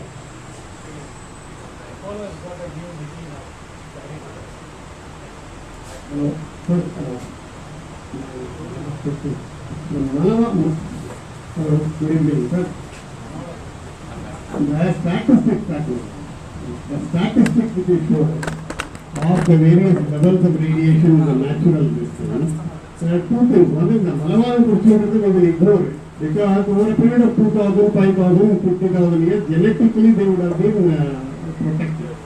Leave that alone. The rest of the data, how much is the safe level to convert into the body of half something. I'm just asking a straightforward question. Are you feeling safe if it is empty in a place like Madras or anything which where Malabar Kurti is a very odd example. Other Taura, will you feel safe if it is 80 or will you feel safe if it is 90 or what level will you feel human beings are safe? This is question. Okay. See, in this particular table, I showed you from different places. But if you take Madras itself, if you take the measurements I think nobody has done that so far. The measurements in various places, not just the levels in the air. This is all levels in the air. You must also take into account what is the level for each person, how much exposure he gets. For instance, let us say that you are living in a ceramic tile. These days I think everybody wants to have a ceramic tile place, whereas earlier we had a cement floor. Ceramic tiles have a certain amount of uranium content, and there the background radiation is high. If we make an actual survey of all this, then you will know what is the distribution within a particular range. Now, in the absence of any such data, all that we can say is that what does radiation do to the cell? And what does the cell do to protect itself? And what kind of radiation damage can the cell manage to handle by its repair mechanism? What kind of damage it cannot handle? That we can say. With that you might be able to get an idea about what would be the level beyond which there could be a risk. Now when we talk about the risk again, I think there is no life without any risk. Okay? Now the question is, the risk is, if you say that the risk is due to cancer, so that is the main thing that we are talking about. Because even in Hiroshima and Nagasaki, they have not seen any genetic effect. After the fourth telomerase, okay? Now, if we are focusing on cancer, as long as cancer is also being caused by various other factors, there is a confounding factor there. So, if we are able to relate this much of exposure directly to this much of cancer, then I think it may be easier for us to arrive at a limit. But I think we are not able to do that. No, sir. Sorry to interrupt you. You have a nuclear power plant or various places in India. As soon as you plan for a plant, this kind of a research should be automatic. No, that baseline survey is being done. That survey, what is it? That baseline survey is being done not only for radiation level. So before you set up a nuclear power plant, there is an environmental survey laboratory that is set up. That environmental survey laboratory takes the measurements of radiation level in the air. It takes the measurement of radioactive substances in the soil. It takes the food that an average person eats and sees how much of radioactivity gets into his body through the food. It does all of this. In addition to all that, we had not done that earlier. Today, a health survey is also being done before the plant is built, so that you can also find out if there is an impact because of the plant. What is the result of this in say Kalpata? What is the result? What do you see as a result? And then as far as I can see in Kalpata, I mean, if we are talking about radiation exposure due to the power plant, that is minimal. In fact, as I said, the limit that is set is 1 millisievert per year. It turns out to be very much less than that due to the reactor.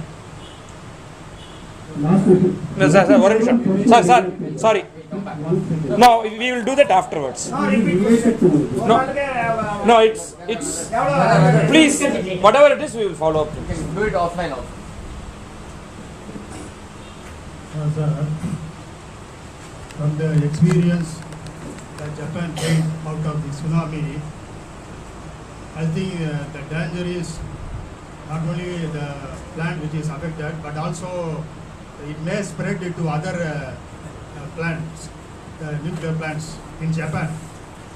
So they have to take some extra effort to protect the nuclear plant which are not affected. My question is, what are the steps they have taken as scientists to safeguard other nuclear plants? Another question is, how are they going to safeguard the nuclear waste?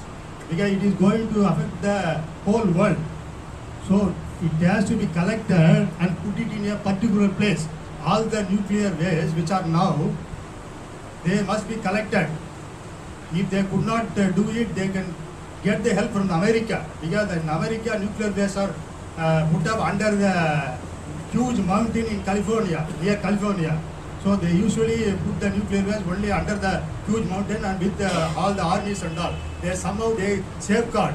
They put all the thing in one place. Like that, Japan has to find out a particular place to just throw all the things, safeguard the nuclear waste.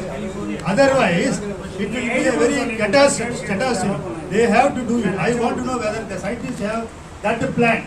There is no use putting, scattering all the nuclei in different places.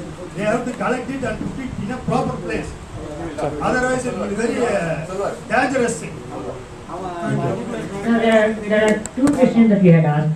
One is whether the happenings in this particular Fukushima site is likely to spread to the others. It's only the radioactivity that spreads.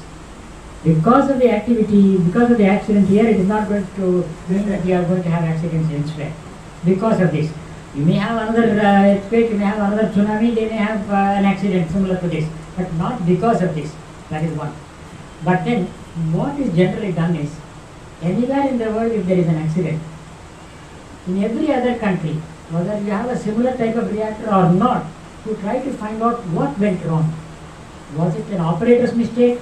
Was it a design deficiency? Is there something that we can learn from that particular accident? And what is it that we should do? In fact, this we did when the 3 Mile Island accident in 1979 occurred. We had the safety features added to our reactors. I told you how the containment has evolved. Likewise, when Chernobyl accident occurred, there was a committee which went into what happened in Chernobyl and how it happened, why it happened. It's a totally different type of reactor. But there are some things that you can still learn from that. Okay? So I think that has been done. So likewise here also, once we come to know what has happened, even as it is now, there is a committee which is looking into this. But once they have clearer information from Japan, they will know what modifications to make. That goes on. See, all the time you are learning. Okay? But that does not mean that you cannot avoid you can avoid an accident. Accidents do happen, but you learn from the failures.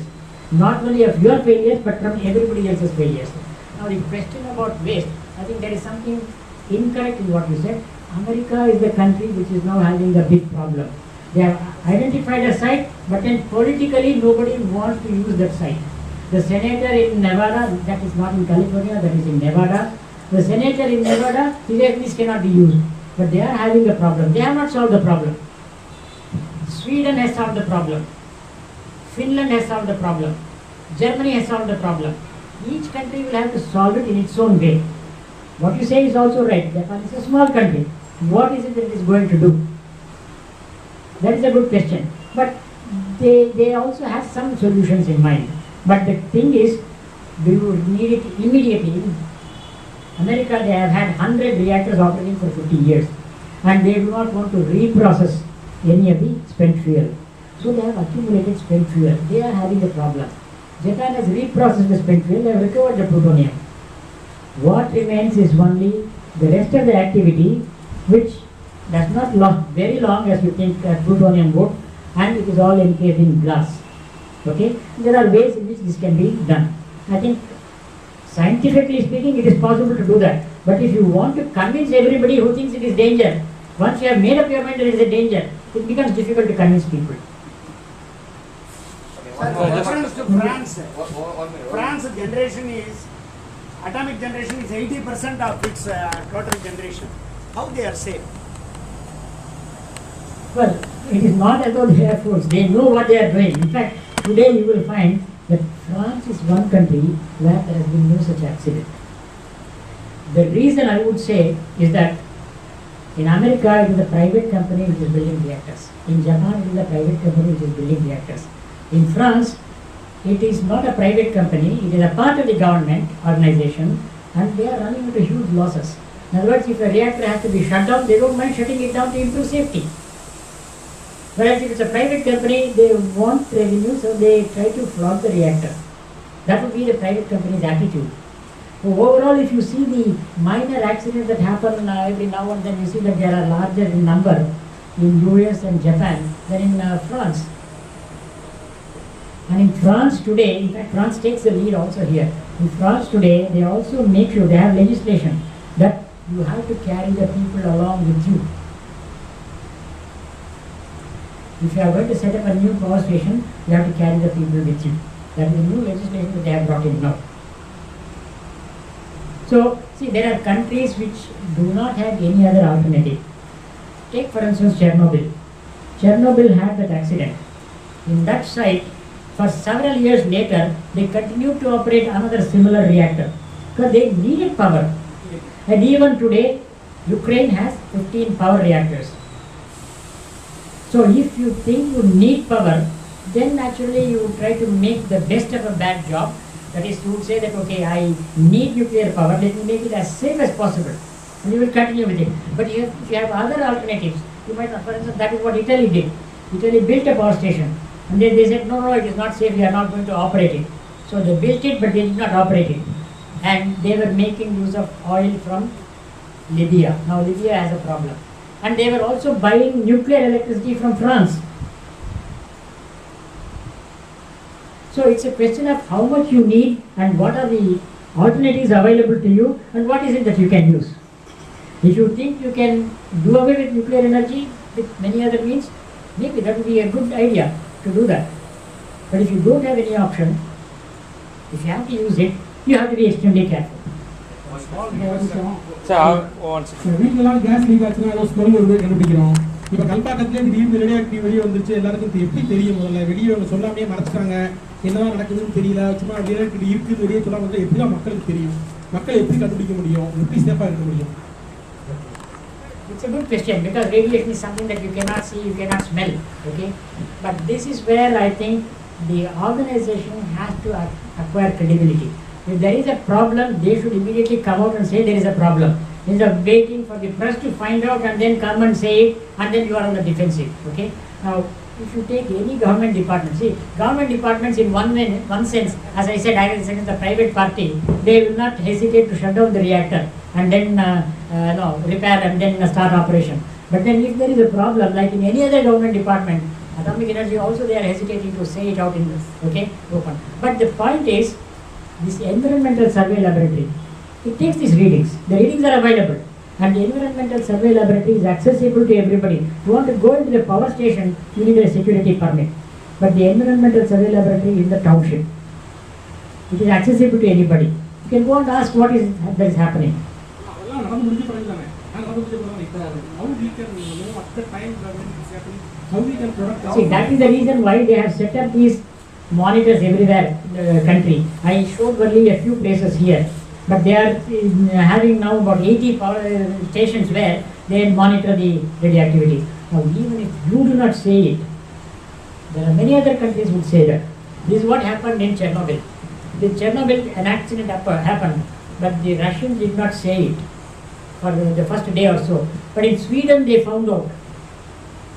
So today, you have extremely sensitive instruments. There are two problems with these instruments also.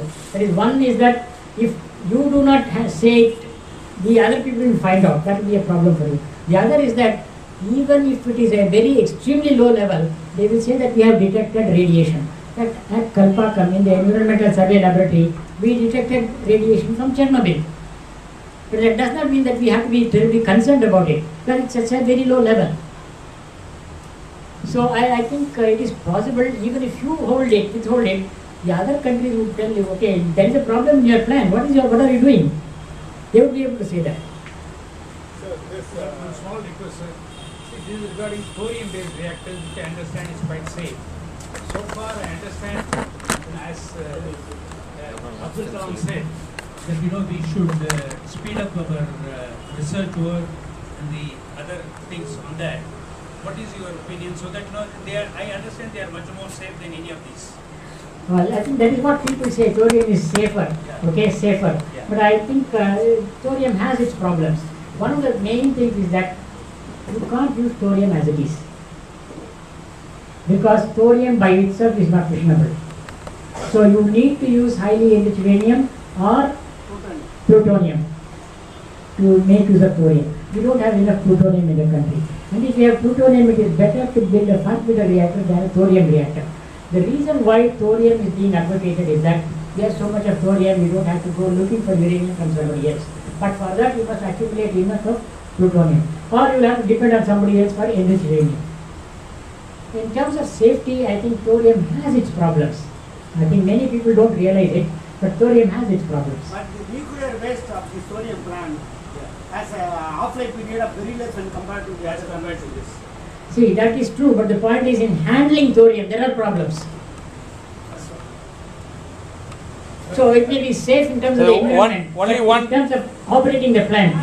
Only one last question. In the world, based on thorium so far? Well, there were a few built earlier in the US. They have shut it down because they have plenty of uranium. And in India, we have a thorium reactor in Kalpakkam. Okay, but that's a research reactor. Okay, a small reactor. They are planning to build an advanced heavy water reactor with thorium. In fact, that advanced heavy water reactor has many different safety features. It doesn't even require a pump to remove heat from the core. Okay, it's all natural circulation. And then it has many other passive safety features. It is not dependent so much on external power for a shutdown reactor to keep it cool. There are advantages in it, but the point is we are not able to start with it right now because we don't have sufficient plutonium for that. But if enriched uranium is available, and that's what we are now doing, trying to redesign the reactor for use of enriched uranium. The last question. Since the water has cold and currents. Right. Right. Mic ஆன்ல இருக்கு, நீங்க வாய்க்கிட்ட வச்சுங்க அது. Yeah, that's a good question. You see, the question is what is the harm that could be done to marine organisms because of the discharge of radioactive material in the sea. Now, it so happens that people necessarily look at the human beings. Okay, so what they have done is, I am discharging so much into the sea, and if some people eat fish from that particular region or seaweeds from that particular region, and if they take this in a certain quantity throughout the year, what is the radiation exposure that they would get? So they calculate that and they say that well, it is well within the limit, whatever we have discharged. That's what they say. The other thing is that the discharge of warm water into the sea. There are many people who complain that you are discharging 5 degrees warmer water into the sea than what you draw from the sea. And what happens to the organisms because of this? There will certainly be some damage in a localized region because of that. But if you take the overall region, I don't think it is going to matter very much. That is the answer many people give.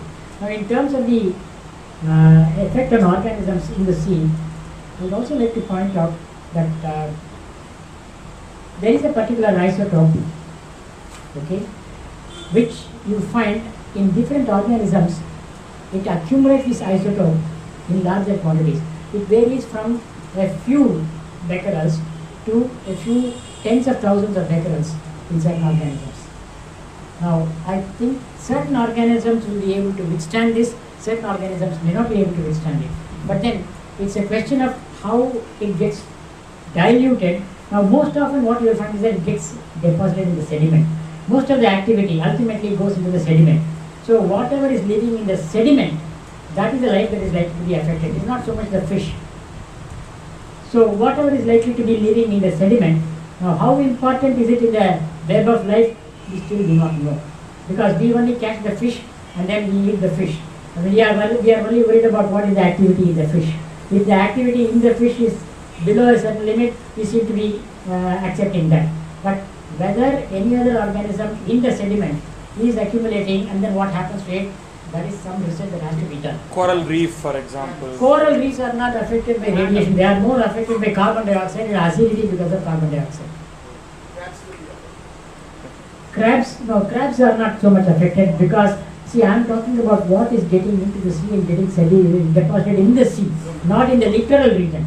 See, crabs are living in the intertidal region, where the region is between high tide and low tide. What is discharged is into the sea. It goes into the sea and then gets sedimented in the deeper part of the sea.